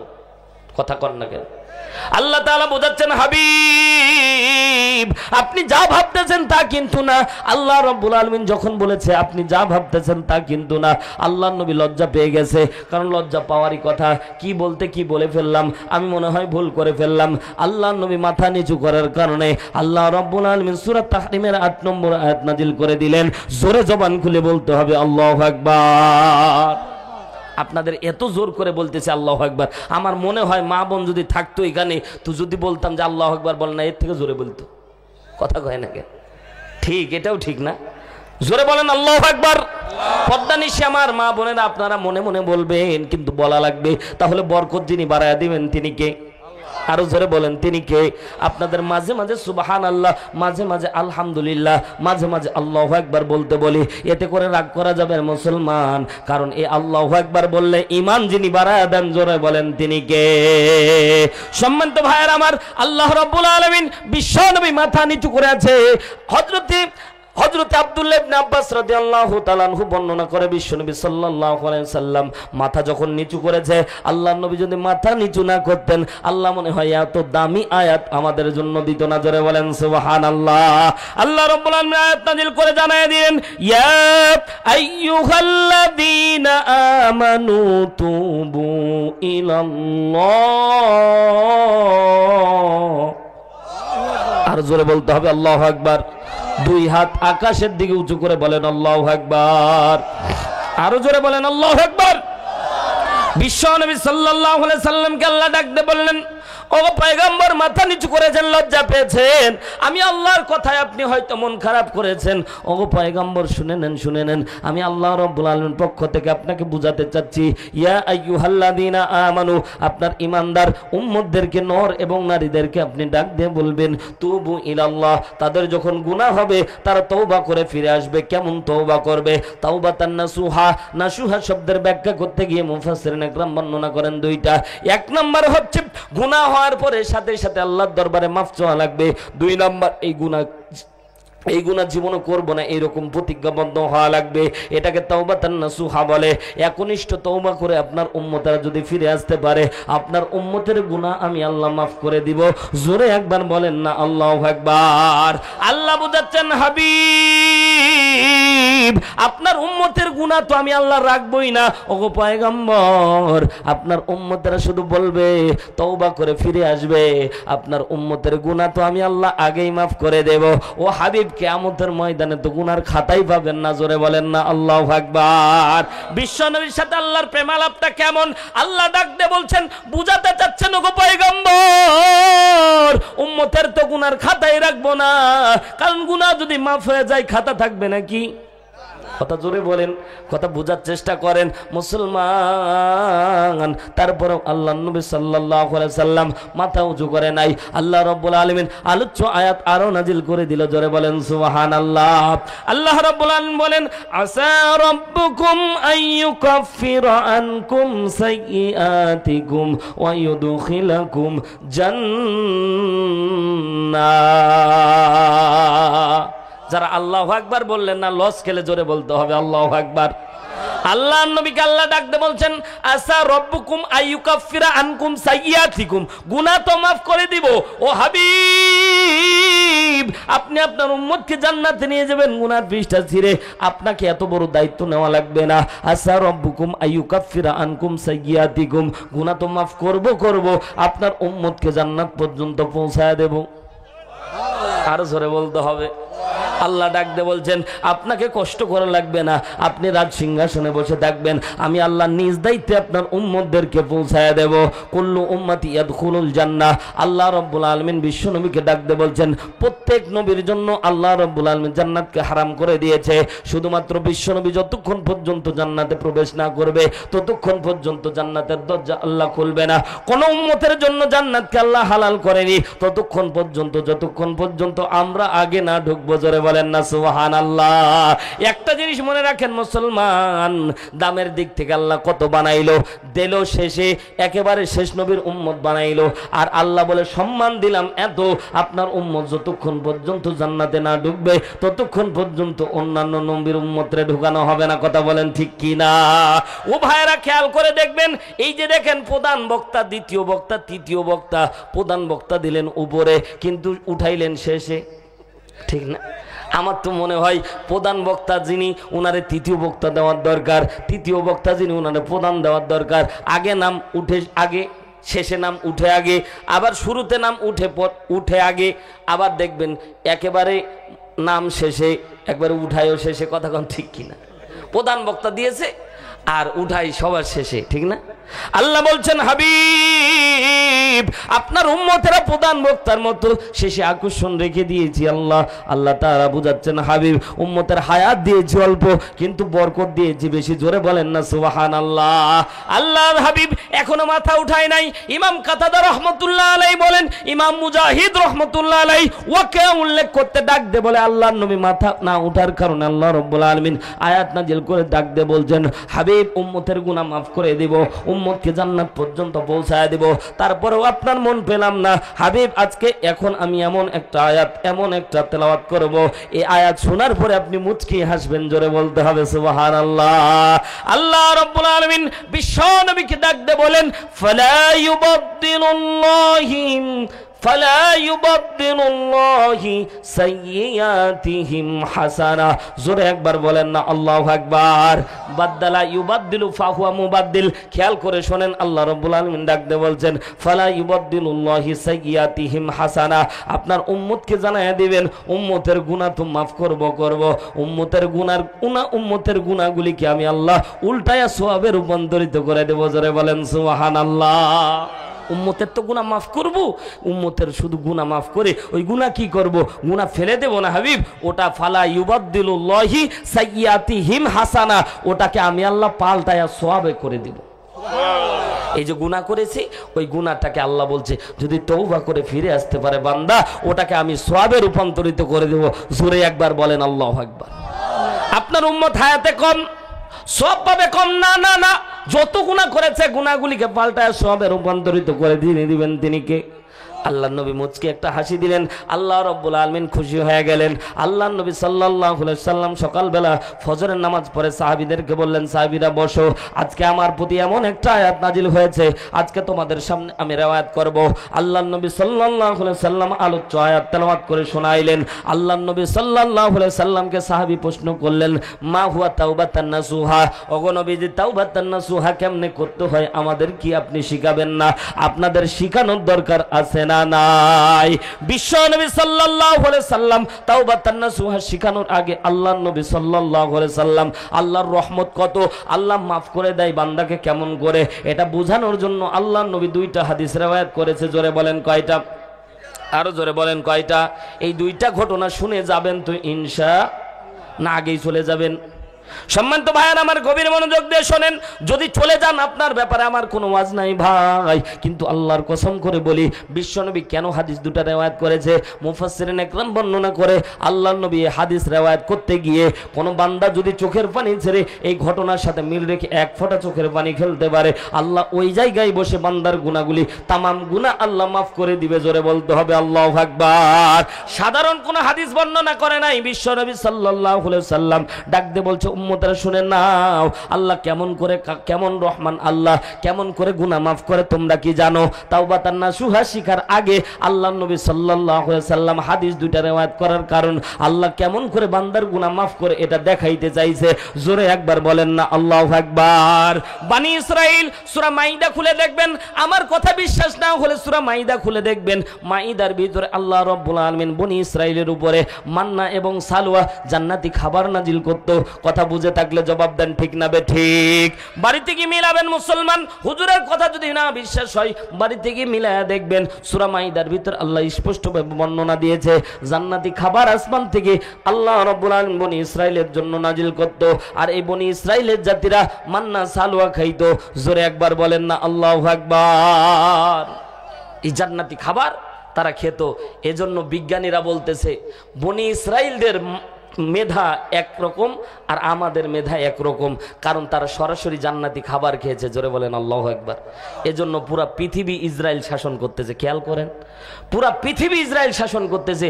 আমরা কিছুদিন আগে যতই বয়কট করে ডাক দেই, আরএফএল বয়কট করি, লাক্স সাবান বয়কট করি, শ্যাম্পু বয়কট করি, যা বয়কট করি না কেন প্রত্যেকটা ঘরের মধ্যে আগেই ঢুকায় দিয়েছে। কথা জোরে বলেন ঠিক না বে ঠিক? এরা ইউনিভার্সাল, এরা সবসময় চিন্তা করে উঁচু লেভেলের, কারণ এদের মাথা তীক্ষ্ণ মেধা আল্লাহ দান করেছে, কারণ এরা সরাসরি জান্নাতি খাবার খেয়েছে। জোরে বলেন আল্লাহু আকবার। সেদিকে যাব না, মুসলমান লম্বা হয়ে যাবে। আমি আপনাদের খেদমতে যেটা বুঝাতে চাচ্ছি একটু মনোযোগ দেন। মান্না সালওয়া নাজিল হওয়ার পরে মান্না সালওয়া তিনবার বন্ধ হয়েছিল। তাফসির খুলে দেখেন, তাফসির ইবনে আশুর, তাফসির ইবনে কাসির, রুহুল মাআনি, যতগুলি তাফসির আছে সব তাফসিরের মধ্যে বর্ণিত হয়েছে তিনবার মান্না সালওয়া বন্ধ হওয়ার পিছনে তিনটা কারণ ছিল।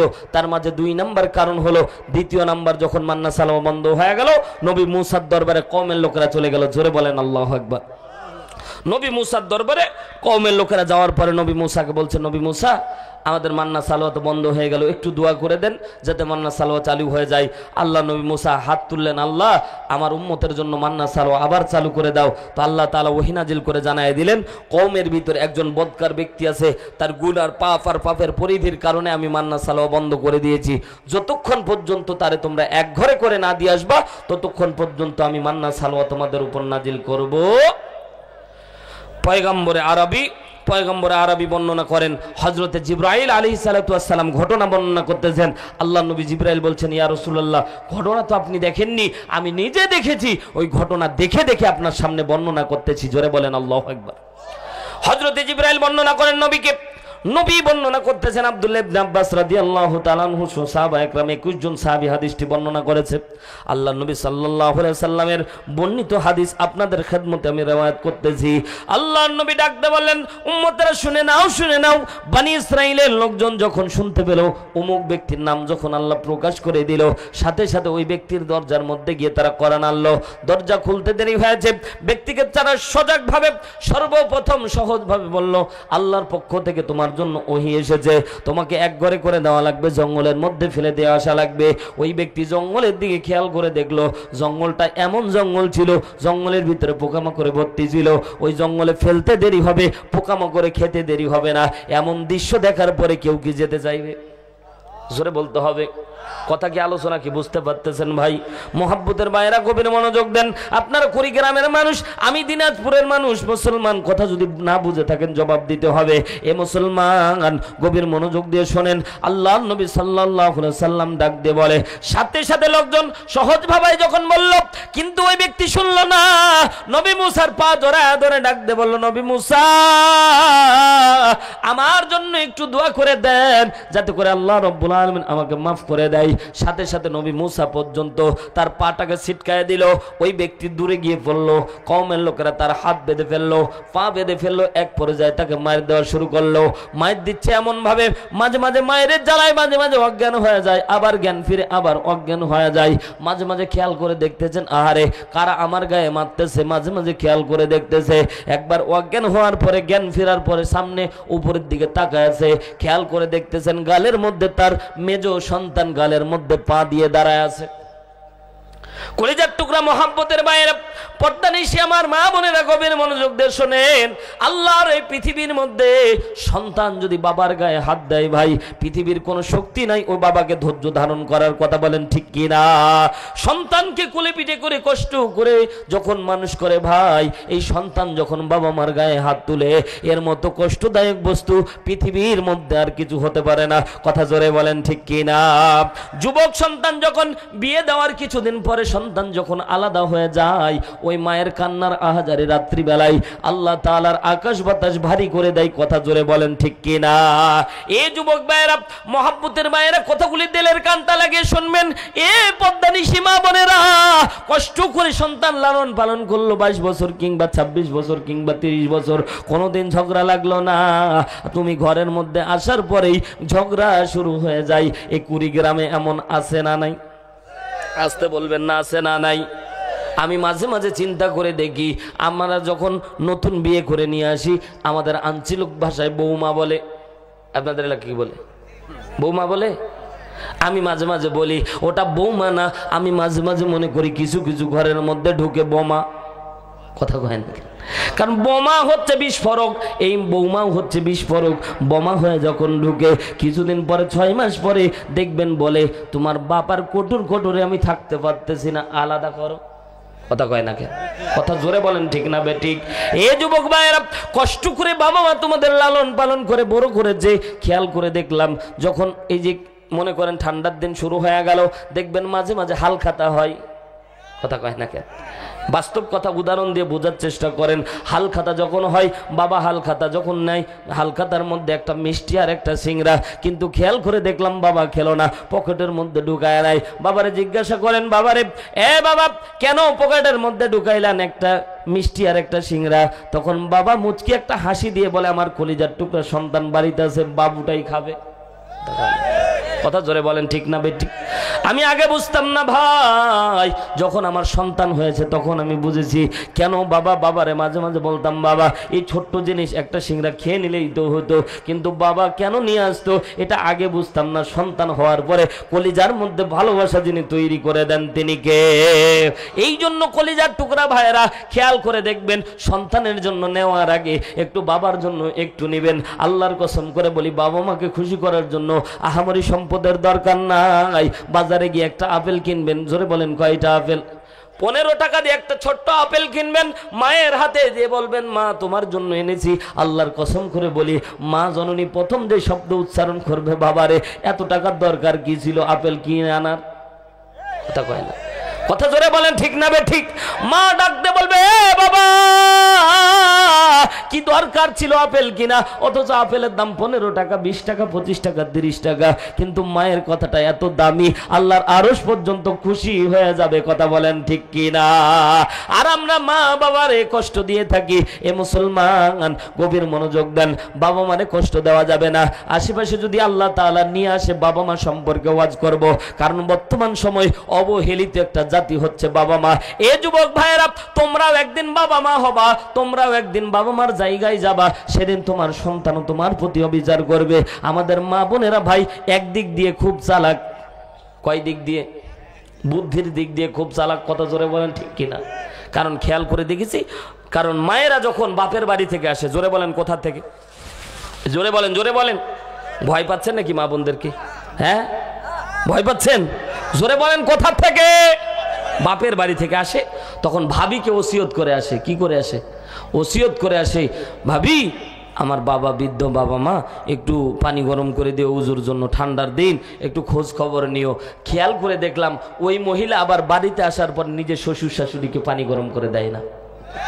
কথা জোরে বলে যুবক ভাই, কথা কও ঠিক না বেঠিক? ওসিয়ত করে আসে, বড় বড় লেকচার দিয়ে আসে, আবার নিজে বাড়িতে এসে ঠ্যাঙের উপর ঠ্যাং দিয়ে বৃদ্ধ বাবা মার কাছে, ওই শ্বশুর শাশুড়ির কাছে পানি গরম করে নেয়। এমন দাজ্জাল বউ কুড়িগ্রামে নাই। হ্যাঁ কথা কও আছে? হ্যাঁ মা দেখো, এখনই যদি তোমার বিপক্ষে কয় তাহলে মরার পরে তো আরো কবে। কথা কয় না কেন? ঠিক না বে ঠিক? আছে বলতেছে যারা একটাও বিয়ে করে নাই। আছে বলতেছে ওরা তো বিয়েই করেনি, জানবে কেমনি? আর বিয়ে করছে যারা, ওরা মুচকি মুচকি হাসতেছে, হুজুর বিপদে পড়বো নাকি কয়া? কারণ বউয়ের সাল্টিং আছে না নাই? কারণ এক জায়গায় আমি এরকম ভাই ওয়াজ করে এসেছি, বলেছি বউ কে কাকে কাকে কষ্ট দেয়, একজন নারায়ে তাকবীর বলে উঠে গেছে, দাঁড়ায় গেছে, আর ওই প্রজেক্টর ম্যানও ঘুরাই দিছে। আর ওই ভাবি ছিল ভিতরে, কোথাও দেখাচ্ছি, তুমি জাতির সামনে প্রকাশ করে দিলে যে আমি খাটাইছে। বাড়ির মধ্যে যা দরজা বন্ধ করে দিচ্ছে, সারা রাত যা বলছে ময়নার মা দরজা খোলে না, ময়নার মা দরজা খোলে না, ময়নার মা দরজা খোলে। সারা রাত ছিল। আমি ওই যে কার্ড দিয়ে এসেছিলাম, ফোন করে হুজুর কোথায়? আমি বাড়িতে ভাই, ফজর নামাজ পড়ে এখন ঘুমাবো। কয় আপনি তো খুব আরামে গেলেন, আর আমাকে তো সারা রাত আমাকে রাস্তায় দাঁড় করে রেখেছে। বলছে কেন? বলছে হুজুর ওই যে আপনি বললেন যে কার বউ দাজ্জাল, আর আমি নারায়ে তাকবীর মেরে দিলাম, আর প্রজেক্টর ম্যান ঘুরাই দিয়েছে, আমার বউ দেখে আমাকে কোন রকমের দরজা খুলতেছে না। আমি কইলাম একটা জোরে সালাম মারো, দেখবা বউয়ের মন নরম হবে, দরজা খুলে দিবে। কয় ভুল হয়ে গেছে, একটু ক্ষমা টমা চাও, দেখো ঠিক খুলে দিবে। সাথে সাথে খুলে দিয়েছে। কত হুজুর আগে ফোন দিলে তো আগেই ঢুকতে পারতাম। আল্লাহু আকবার বলেন। সম্মানিত মা বোনেরা গভীর মনোযোগ দেন। মা, আজকে তুমি বৌমা, কালকে তুমি শাশুড়ি মা। আজকে তুমি যেমন বৌমা, কালকে শাশুড়ি মা, পরের দিন তুমি দাদিমা। এটাই ক্রমধারা, এভাবে চেইন অফ কমান্ড চলতে থাকে। এ মুসলমান গভীর মনোযোগ দেন। সেদিন একটা মা দিবসের আর্টিকেলের মধ্যে দেখলাম, আল্লাহর কসম করে বলি, সন্তান যদি বাবা মার চোখের পানি এমন দামি ভাই, আল্লাহর আরশ পর্যন্ত কেঁপে যায়। বাবা মা যা দোয়া করে সন্তানের জন্য প্রতিফলন করে দেয়, যিনি তিনি কে? আল্লাহ তাআলা বলে বাবা মার দোয়ার মধ্যে আমার আসমানের দরজাগুলি, রহমতের দরজার কোনো পর্দা থাকে না, সরাসরি দোয়া আল্লাহর দরবারে চলে যায়। জোরে বলেন আল্লাহু আকবার। সেদিন মা আর্টিকেল দিবসের মধ্যে দেখলাম ইনকিলাব পত্রিকার কাটিং আমার কাছে আছে ভাই। ওই কাটিং আমি রেখে দিয়েছি, কারণ প্রমাণের জন্য মাঝে মাঝে এগুলো দরকার হয়। আমি কাটিং করে রেখে দিয়েছি। মা দিবসের মধ্যে দেখলাম ঢাকা শহরের মধ্যে বাস্তব ঘটনা ভাই। 3 জন সন্তান, কোটিপতি সন্তান, একজন ম্যাজিস্ট্রেট, একজন হচ্ছে উকিল, আর একজন হচ্ছে ব্যবসায়িক। 3 জন সন্তান কোটি কোটি টাকার মালিক। 3 জন সন্তান গাজীপুরের মধ্যে, তাদের ফ্ল্যাট ছিল 20 তলা করে। 3 জনের যদি 60 তলা বাড়ি থাকে ভাই, বাবা মার জন্য, বৃদ্ধ বাবা মার জন্য একটা রুম দিলেই তো হইতো। কথা কোন ঠিক কিনা? লক্ষ টাকার দরকার ছিল না বাবা মারে খুশি করার জন্য। 5টা 1000 টাকা কিংবা 10,000 টাকা যদি বাবা মার হাতে দিত, কতই না ভালো হতো। কথা জোরে বলেন ঠিক না বে ঠিক? কিন্তু কপাল পোড়া সন্তান বউয়ের কথা মতো বাবা মারে বৃদ্ধাশ্রমে রেখে এসেছে। বাবা মারে যখন বৃদ্ধাশ্রমে রেখে এসেছে, বাবা কিছুদিন পরে যখন মৃত্যুবরণ করেছে, মা জননী মোবাইল করে ছোট্ট সন্তানকে বলছে, বাবা রে তোর বাবা মারা গেছে, এ বাবা আমাদেরকে তোমরা বৃদ্ধাশ্রমে রেখে গেছো, আমাদের কোনো দুঃখ নাই, কিন্তু অন্তত তোমার বাবা মারা গেছে, বাবার জানাজা কাফন দাফনটা একটু নিজ হাতে করো। সাথে সাথে ছোট্ট সন্তান ডাকতে বলছে, মা সময় নাই মারে, আমি টাকা পাঠিয়ে দিচ্ছি। সাথে সাথে বৃদ্ধ মা জননী চোখের পানি ছেড়ে বলছে, টাকা নিয়ে কি করব? এরে কপাল পোড়া, এরে কলিজার টুকরা সন্তান, তোরে আমি কত কষ্ট করে মানুষ করলাম, আর তুই এই বয়সে এসে অন্তত বৃদ্ধাশ্রমে তো রাখলি, অন্তত বাবার লাশটা নিজ হাতে কবরে রাখবি, সেই সময়টা তোর নাই। মেজ সন্তানকে কল দিল, বাবা রে তোমারে ম্যাজিস্ট্রেট করতে গিয়ে কত কয়লা খড়ি পড়েছে, নিজে না খেয়ে তোমারে খাইয়ে খাইয়ে বড় করেছি, নিজে না কাপড় পরিধান করে টাকা জমা করে তোমার জন্য পরীক্ষার ফিস দিয়েছি। এ সন্তান আজকে তোমার কোটি টাকার সম্পদ, নিজের বাবার লাশটা একটু নিজ হাতে দাফন করে দাও। সাথে সাথে মেজ সন্তান যখন বলেছে আমার কোনো সময় নাই, সাথে সাথে মা জননী মোবাইলটা নিয়ে আছাড় মেরে ফেলে দিয়েছে। মা ডাকতে বলে, কপাল পুরো সন্তান, আজকে এত কোটি টাকার মালিক তোমরা, আর আমাদেরকে বৃদ্ধাশ্রমে রেখে এসেছো, তোমাদের হাতের আদর পর্যন্ত পেলাম না, আজকে মারা গেলাম, আর এই বয়সে তোমাদের ছোঁয়াটা পর্যন্ত পাবো না, এটা হতে পারে না। সাথে সাথে মা জননী আর সন্তানকে ফোন না দিয়ে, ফোনটা আছাড় দিয়ে ভেঙে ফেলে নিজে একটা চিঠি লিখে বলল, আল্লাহ তুমি যদি সত্যি থেকে থাকো রে মালিক, আমার সন্তানগুলিকে তোমাকে উচিত শিক্ষা দেওয়া লাগবে, আমার সন্তানগুলি যাতে পথের ফকির হয়, আল্লাহ তোমার কাছে সাক্ষী দিলাম, বিচার দিলাম। কিছুদিন পরে ওই মা জননী নিজে বিষ খেয়ে আত্মহত্যা করে মারা গিয়েছে। আল্লাহর কসম করে বলি, ইনকিলাব পত্রিকার কাটিং এর মধ্যে লেখা আছে, ওই মা জননীর বদদোয়া 1 মাসের ব্যবধানে 3টা সন্তানকে রাস্তার ফকির বানায়া দিয়েছে। মা বাবারে কষ্ট দিবেন, রিসেন্ট আল্লাহ তাআলা দুনিয়ায় আপনাকে সেই শাস্তি দুনিয়ার মধ্যে আল্লাহ আপনাকে দেবে। এই জন্য বাবা মারে কষ্ট দেওয়া যাবে? এ যুবক ভাইরা কথা বলো, বাবা মারে কষ্ট দেওয়া যাবে? বাবা মা যদি আপনাকে অন্যায় কোনো কথাও বলে, রাসূল বলেছে তুমি চুপ করে থাকো, শুনে থাকো, পাল্টা জবাবও দিও না। যদি জবাব দিতে যাও, মায়ের কলিজায় আঘাত লাগবে, বাবার কলিজায় আঘাত লাগবে, আল্লাহর আরশ কেঁপে যাবে। বাবা মা একটা বুলেট। সন্তান কথা মনে আছে তো, সন্তান যখন বাবার গালের মধ্যে পা দিয়ে দাঁড়ায় আছে, হাত দিয়ে বাঁধা হাত দিয়ে পাটাকে সরায়া দিয়ে নবী মুসার হামাগুড়ি দিয়ে নবী মুসার কাছে গিয়ে মাথাটা ঠেকায় বলছে, নবী মুসা এতক্ষণ বাঁচার আশা ছিল, কিন্তু এখন আর আমার বাঁচার কোনো আশা নাই। নবী মুসা আমার জঙ্গলের মধ্যে ফেলে দিয়ে আসো। যেই সন্তানের দিকে তাকায়া, ওই সন্তানের মুখের দিকে তাকায় হারাম ইনকাম করে আজকে টাকার পাহাড় জমায়াছি, ওই সন্তান আমাকে এখনই যদি লাথি মারে, তাহলে এই সন্তান আমার দরকার। সাথে সাথে নবী মুসা কওমের লোকেরা দেরি করলো না, জঙ্গলের মধ্যে তারে ফেলে দিয়ে আসলো। জঙ্গলের মধ্যে যখন তারে ফেলে দিয়ে আসলো, 5 কিংবা 7 দিন পর হাদিস বর্ণিত হয়েছে, আল্লাহ নবী সাল্লাল্লাহু আলাইহি সাল্লাম ডাক দিয়ে বলে, 5 কিংবা 7 দিন পরে আল্লাহ তাআলা ওহী নাজিল করে নবী মুসাকে ডাক দিয়ে বলছেন, এ নবী মুসা, জঙ্গলের মধ্যে আমার বন্ধু মারা গেছে, বন্ধুর জানাজা পড়ানো লাগবে, বন্ধুর দাফন কার্য শেষ করা লাগবে।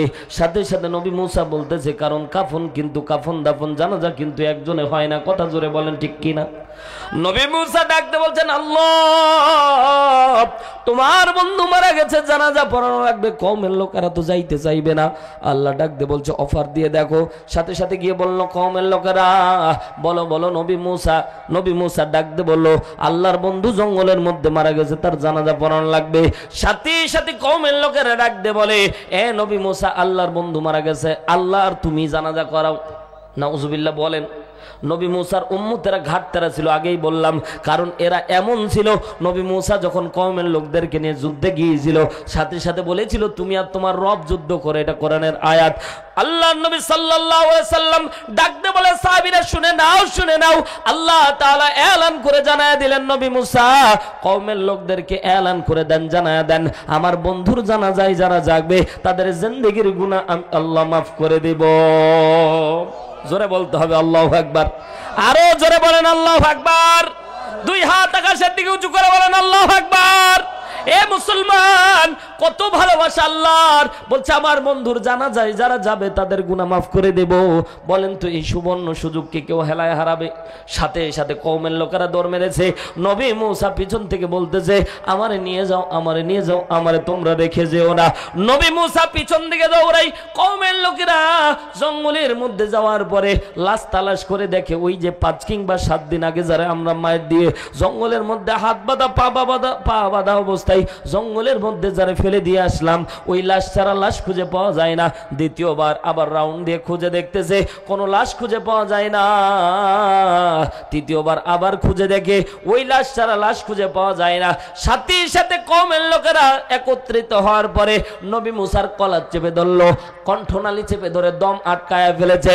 ডাক দিয়ে বলছেন নবী মূসা তোমার কথা মতোই যারে মাইর দিলাম, তোমার কথা মতোই যারে মাইর দিলাম। আল্লাহ নাকি বলেছে এ নাকি গুনাহগার, আল্লাহ নাকি বলেছে এ বদকার, আল্লাহ নাকি বলেছে এর জন্য মান্না সালওয়া বন্ধ হয়ে গেছে। এ আবার আল্লাহর বন্ধু হলো কেমনে?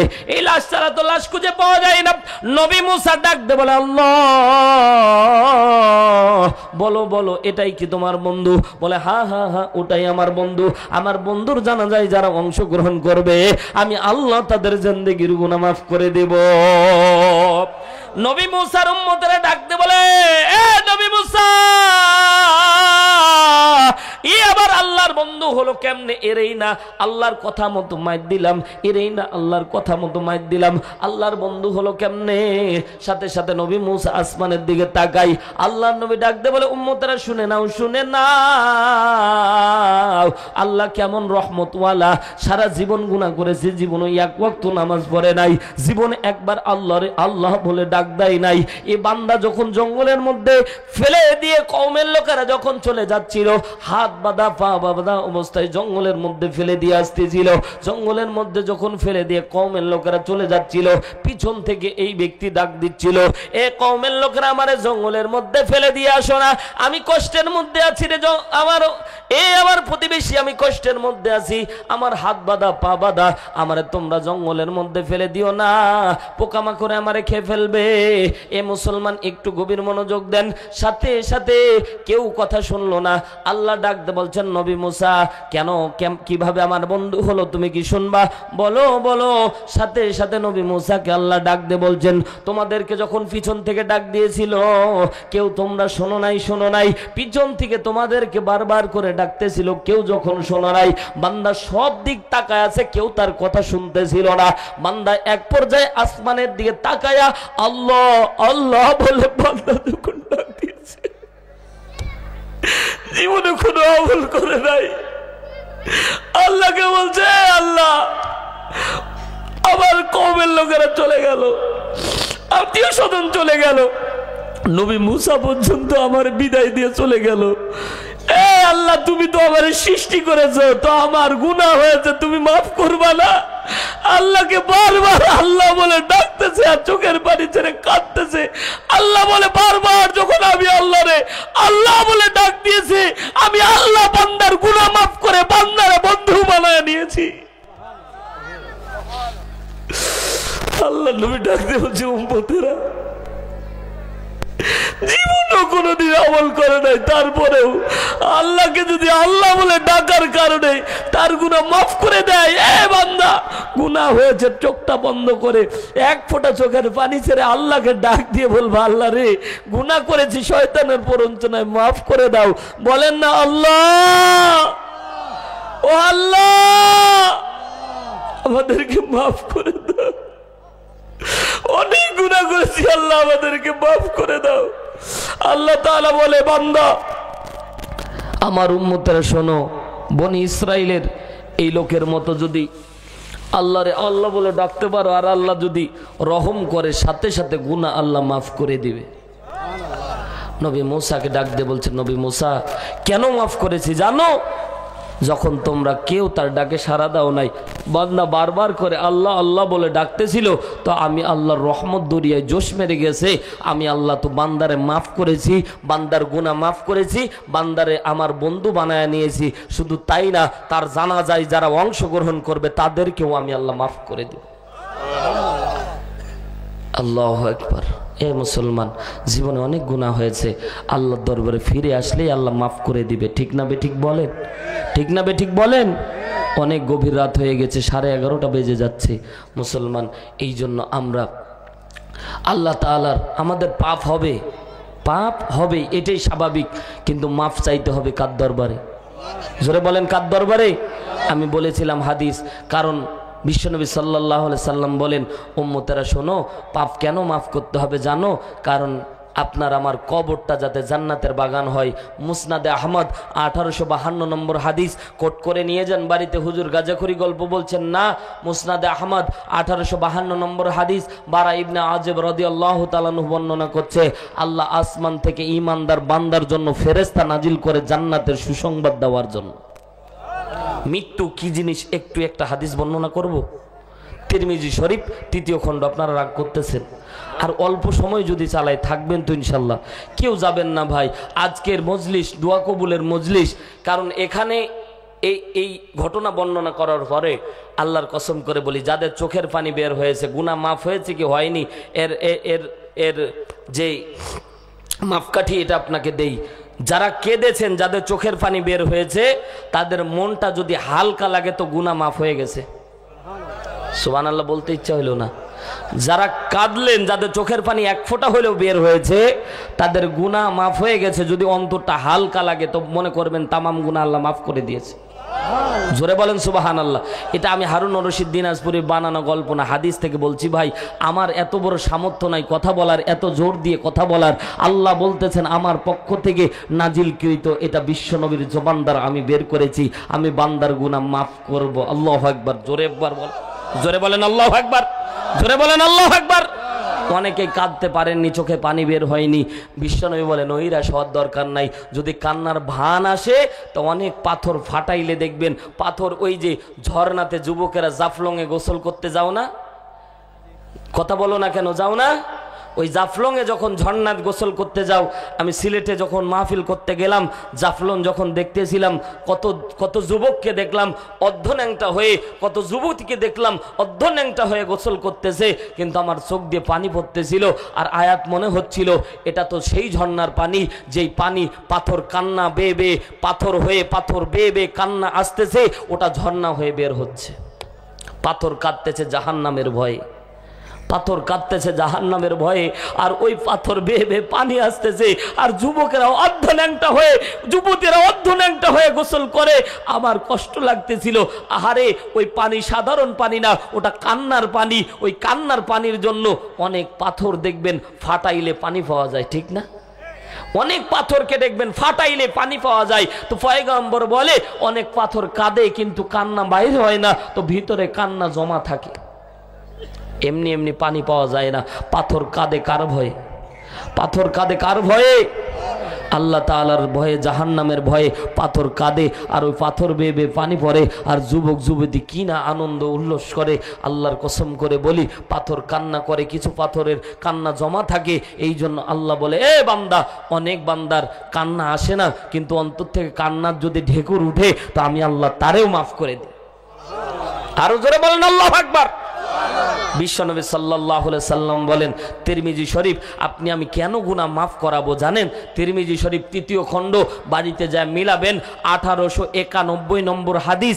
আল্লাহর নবী সাল্লাল্লাহু আলাইহি সাল্লামের কলিজার টুকরা আম্মাজান আয়েশা সিদ্দিকা রাদিয়াল্লাহু তাআলা আনহা বর্ণনা করতেছেন, এ পদ্মানিশী মা বোনেরা, আল্লাহর কসম করে বলি, এই ওয়াজ শুধুমাত্র আপনার, শুধুমাত্র পুরুষের জন্য না গো মা, আপনার চোখের পানি বের হলেও আল্লাহ আপনার গুনাহ মাফ করে দিয়েছেন। তিরমিজি শরীফ 3য় খণ্ড 891 নম্বর হাদিস। আম্মাজান আয়েশা সিদ্দিকা রাদিয়াল্লাহু তাআলা আনহা বর্ণনা করতেছেন, আল্লাহর নবী সাল্লাল্লাহু আলাইহি ওয়াসাল্লাম যেদিন মৃত্যুবরণ করে, কি বরণ? মৃত্যুবরণ করে। আমার দিকে খেয়াল করেন, আল্লাহর নবী যেদিন মৃত্যুবরণ করেন, আম্মাজান আয়েশার, এটাকে উরু বলা হয়। কি বলা হয়? এটাকে কি বলে আপনাদের আঞ্চলিক ভাষায়? কি বলে? চরু। যাই হোক, চরু উরু একই। তো এই চরুর উপরে আল্লাহর নবীর মাথাটা ছিল। হযরতে আজরাইল আলাইহিস সালাতু ওয়াস সালাম ঘরের ভিতর প্রবেশ করতেছে, অনুমতি নিচ্ছে। আল্লাহু আকবার, জোরে বলেন। একজন মানুষের জান কবজের আগে অনুমতি নেওয়া হয়েছিল, সেটা হচ্ছে পয়গম্বরে আরবি জনাবে মুহাম্মদ রাসূলুল্লাহ সাল্লাল্লাহু জিব্রাইল চলে আসলেন, ঘরের দরজায় নক করতেছে, আজকে ভিতরে ঢুকতেছে না। জোরে বলেন না আল্লাহু আকবার। আল্লাহর নবী ডাক দিয়ে বলছেন, ভাই জিব্রাইল ঘরের মধ্যে প্রবেশ করেন। আল্লাহর নবী ডাক দিয়ে বললেন, ভাই জিব্রাইল ইতিপূর্বে কোনোদিন আপনি ঘরের ভিতর প্রবেশ করার আগে আপনি অনুমতি নেন না, আজকে দাঁড়ায় আছেন, কারণটা কি? হযরতে জিব্রাইল ডাক দিয়ে বললেন, নবীজি আজকে আমি একাই আসিনি, আমার সাথে এসেছে মালাকুল মউত। আল্লাহর নবীর বুঝতে বাকি রইল না, জান কবজ হয়ে যাবে। ঘরের ভিতরে তিনজন আছে, আম্মা জান আয়েশা সিদ্দিকা রাদিয়াল্লাহু তাআলা আনহা আছে, হযরতে ফাতিমা রাদিয়াল্লাহু তাআলা আনহা আছে, আল্লাহর নবী আছেন, তিনজন আছে। আল্লাহর নবীর বুঝতে বাকি রইল না, তিনজনের যে কোনো একজনের জান কবজ করে নিয়ে আসবে, কারণ মালাকুল মউত যার কাছে একবার আসে কোনোদিন খালি হাতে ফেরত যায় না। কথা বলেন ঠিক কিনা? আল্লাহর নবী অনুমতি দান করে দিলেন, ঘরের ভিতরে প্রবেশ করেন। সাথে সাথে মালাকুল মউত সহ হযরতে জিব্রাইল প্রবেশ করলেন। হযরতে জিব্রাইল প্রবেশ করার পরে মালাকুল মউত সালাম দিলেন, ইয়া রাসূলুল্লাহ, ইয়া হাবিবাল্লাহ, আল্লাহর পক্ষ থেকে আমি আজরাইলকে, আমার পক্ষ থেকে, আল্লাহর পক্ষ থেকে আমাকে বলা হয়েছে আপনি যদি দুনিয়ায় থাকতে চান তাহলে আল্লাহ আপনার জান কবজ করতে নিষেধ করেছে, কিন্তু আল্লাহ আপনার জন্য অপেক্ষা আছে। জোরে বলেন আল্লাহু আকবার। আজরাইল বলছে, ইয়া রাসূলুল্লাহ আপনি যদি থাকতে চান তো থাকেন, কিন্তু আল্লাহ আপনার জন্য অপেক্ষা করতেছেন। জোরে বলেন না আল্লাহু আকবার। আমি জানি প্রেমে পাগল সে তো মদিনায়, প্রেমানলে ডুবে মনি, প্রেমানলে ডুবে মনি, ওহে রব্বানা আমি জানি প্রেমের পাগল সে তো মদিনায়।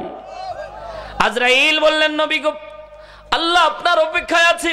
আল্লাহর নবী ডাক দিয়ে বললেন, আজরাইল দেরি করো না, দেরি করো না, আপনার কাজ সম্পাদন করেন। হাদিস থেকে কথা বলছি ভাই, গাজাখুরি গল্প না। আবারও বলছি, তিরমিজি শরীফ 3য় খণ্ড 891 নম্বর হাদিস।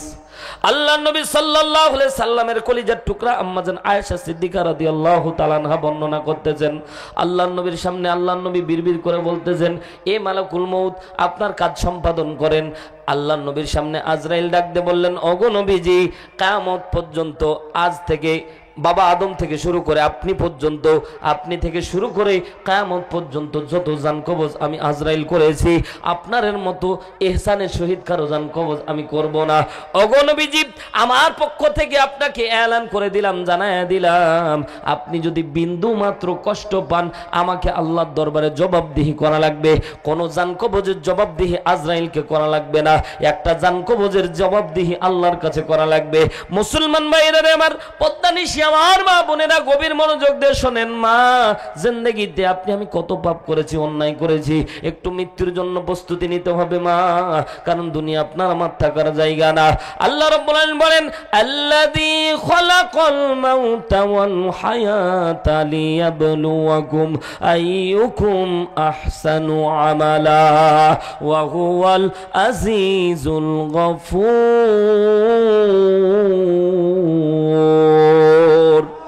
জোরে বলতে হবে আল্লাহু আকবার। আপনারা মনে হয় ক্লান্ত, ছেড়ে দেই। সম্মানিত ভাইরা আমার, গভীর মনোযোগ দেন, লম্বা বেশি একটা করব না, একটু গভীর মনোযোগ দেন। আল্লাহর নবীকে আজরাইল বললেন, নবীজি আপনার জান কবজ করব ইহসানের সহিত, আপনি একটু কষ্ট পেলে কিয়ামতের ময়দানে আমাকে হিসাব দেওয়া লাগবে। ওগো নবীজি আপনি কষ্ট পাবেন না। আল্লাহর নবী বললেন, তাহলে জান কবজ করো। আম্মা জান আয়েশা বর্ণনা করতেছেন, বিশ্ব নবীর বুকের উপরে যখন মালাকুল মউত আজরাইল আস্তে আস্তে হাতটা বসাচ্ছিল, আমি খেয়াল করে দেখলাম আমি আয়েশার পায়ের হাড্ডিগুলি ভেঙে যাবে ভাব তৈরি হয়েছিল। কারণ একটা মানুষের উপরে কতটা প্রেসার পড়লে তার পায়ের হাড্ডি পর্যন্ত ভেঙে যেতে চাই। কল্পনা করেন মুসলমান, আল্লাহর নবী সাল্লাল্লাহু আলাইহি সাল্লাম হঠাৎ ডাক দিয়ে বললেন, মালাকুল মউত বুকের মধ্যে কেমন জানি তুমি বুকের মধ্যে হাত দিচ্ছ না, মনে হচ্ছে উৎপার আমার বুকের উপর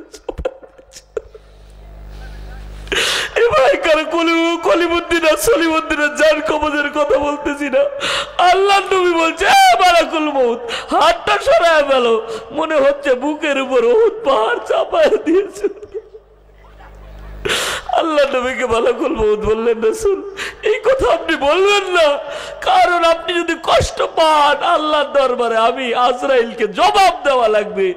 আপনাকে সবচেয়ে ইহসানের সহিত আল্লাহ নবী আস্তে করে হাতটা সরায় ফেলে বললেন, মালাকুল মউত এটা যদি ইহসানের সহিত হয় আমার উম্মতের কি হবে, উম্মতের কি হবে?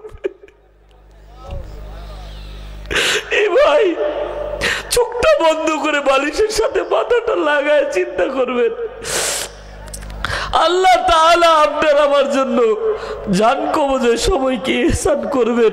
আল্লাহর নবী বললেন, আজরাইল এটা যদি ইহসানের শহীদ হয় আমার উম্মতের কত কষ্ট হবে।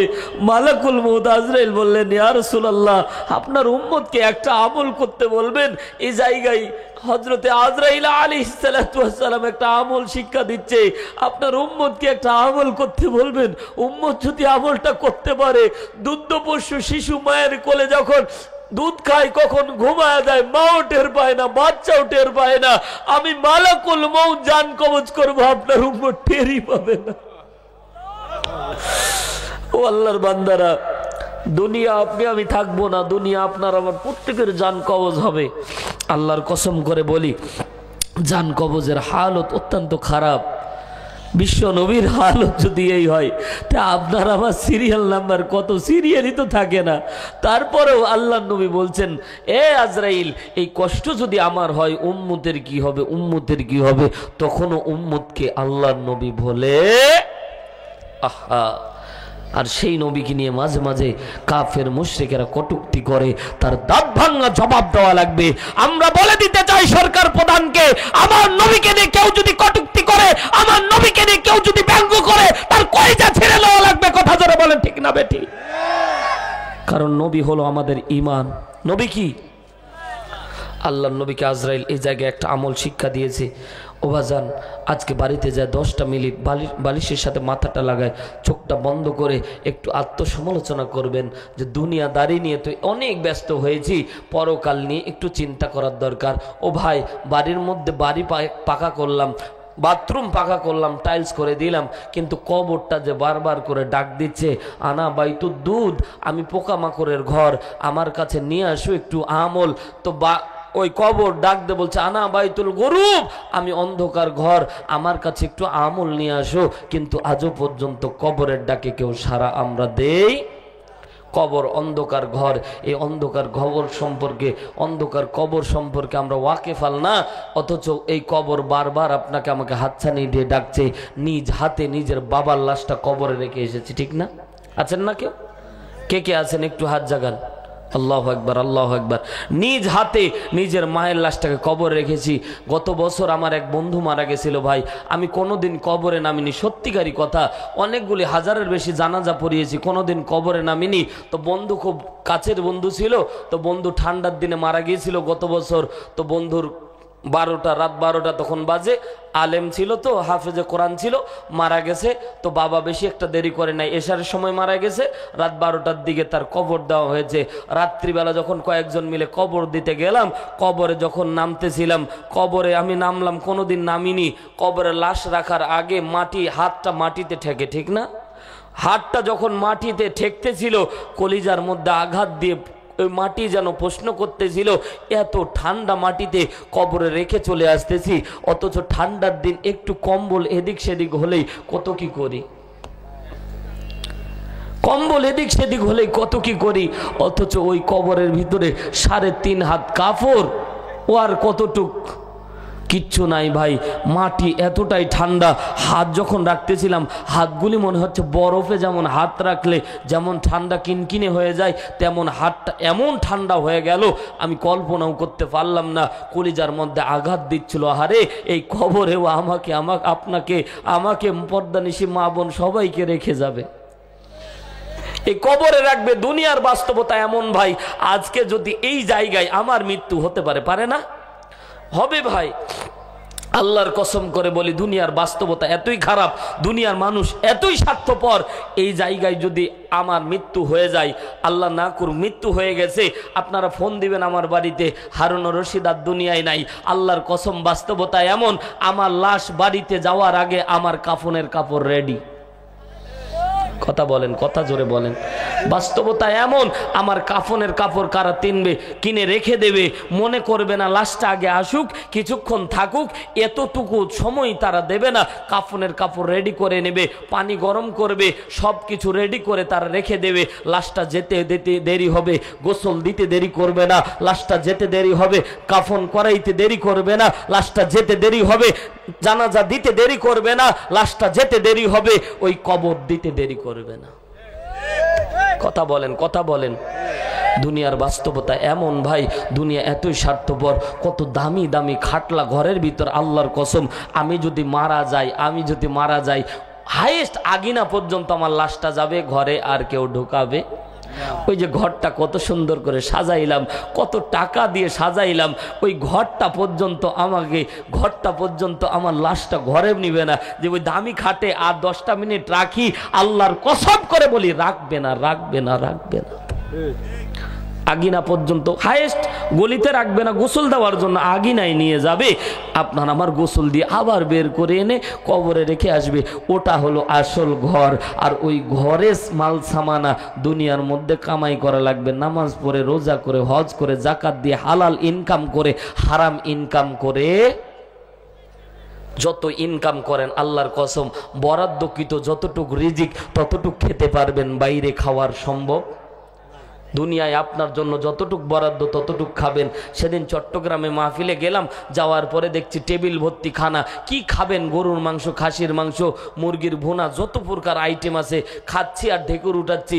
আর মালিককে বললাম খান, বলছে হুজুর খাইতে নিষেধ আছে, একটা খাইলেই মারা যাব। শুকরিয়া আদায় করলাম, আল্লাহ টাকা দেওনি কিন্তু রিজিক দিয়েছো, ঠিক না? টাকা নাই ভাই, মোল্লা দেখেন টাকা নাই। এই যে আলেম ওলামা, ইমাম সাহেব বেতন কত? 5,000, 3 মাস বাকি। কথা কয় না কেন? 3 মাস বাকি, 5,000 টাকা বেতন, 3 মাস বাকি। মাদ্রাসার মুহতামিম 3 মাস বাকি। দেখেন টাকা নাই কিন্তু আল্লাহ ভালো খাওয়াচ্ছে। পর্দানিশী অনেক মা বোন, মহিলা মা বোনদের যারা হুজুরের বউ হয়, এদের টিটকারি মারে, বলে তোমার চলে কেমনে 5,000 টাকা দিয়ে, অথচ দেখেন ওই কোটিপতির থেকে ভালো কাপড় পরিধান করে হুজুরের বউ বেড়ায়। তা কর না কেন? এই যে কাপড় দেখতেছেন ভাই, 3,000 টাকা বেতন হইলে কি হবে? 3500 টাকা জুব্বার দাম। দিচ্ছেন কি? কোনোদিন ঠেকায় রাখেনি ভাই। এটা হচ্ছে বরকত। এটা কি? এটা বরকত। আল্লাহ বলছে আমি যতটুক বরাদ্দ দিব ততটুক পরিধান করতে পারবা, যতটুক বরাদ্দ দিব ততটুক খেতে পারবা। অযথা ইনকাম করে এনে জমা করে একটা টাকাও কাজে আসবে। যতটুক দান করবেন ততটুক কবরে যাবে।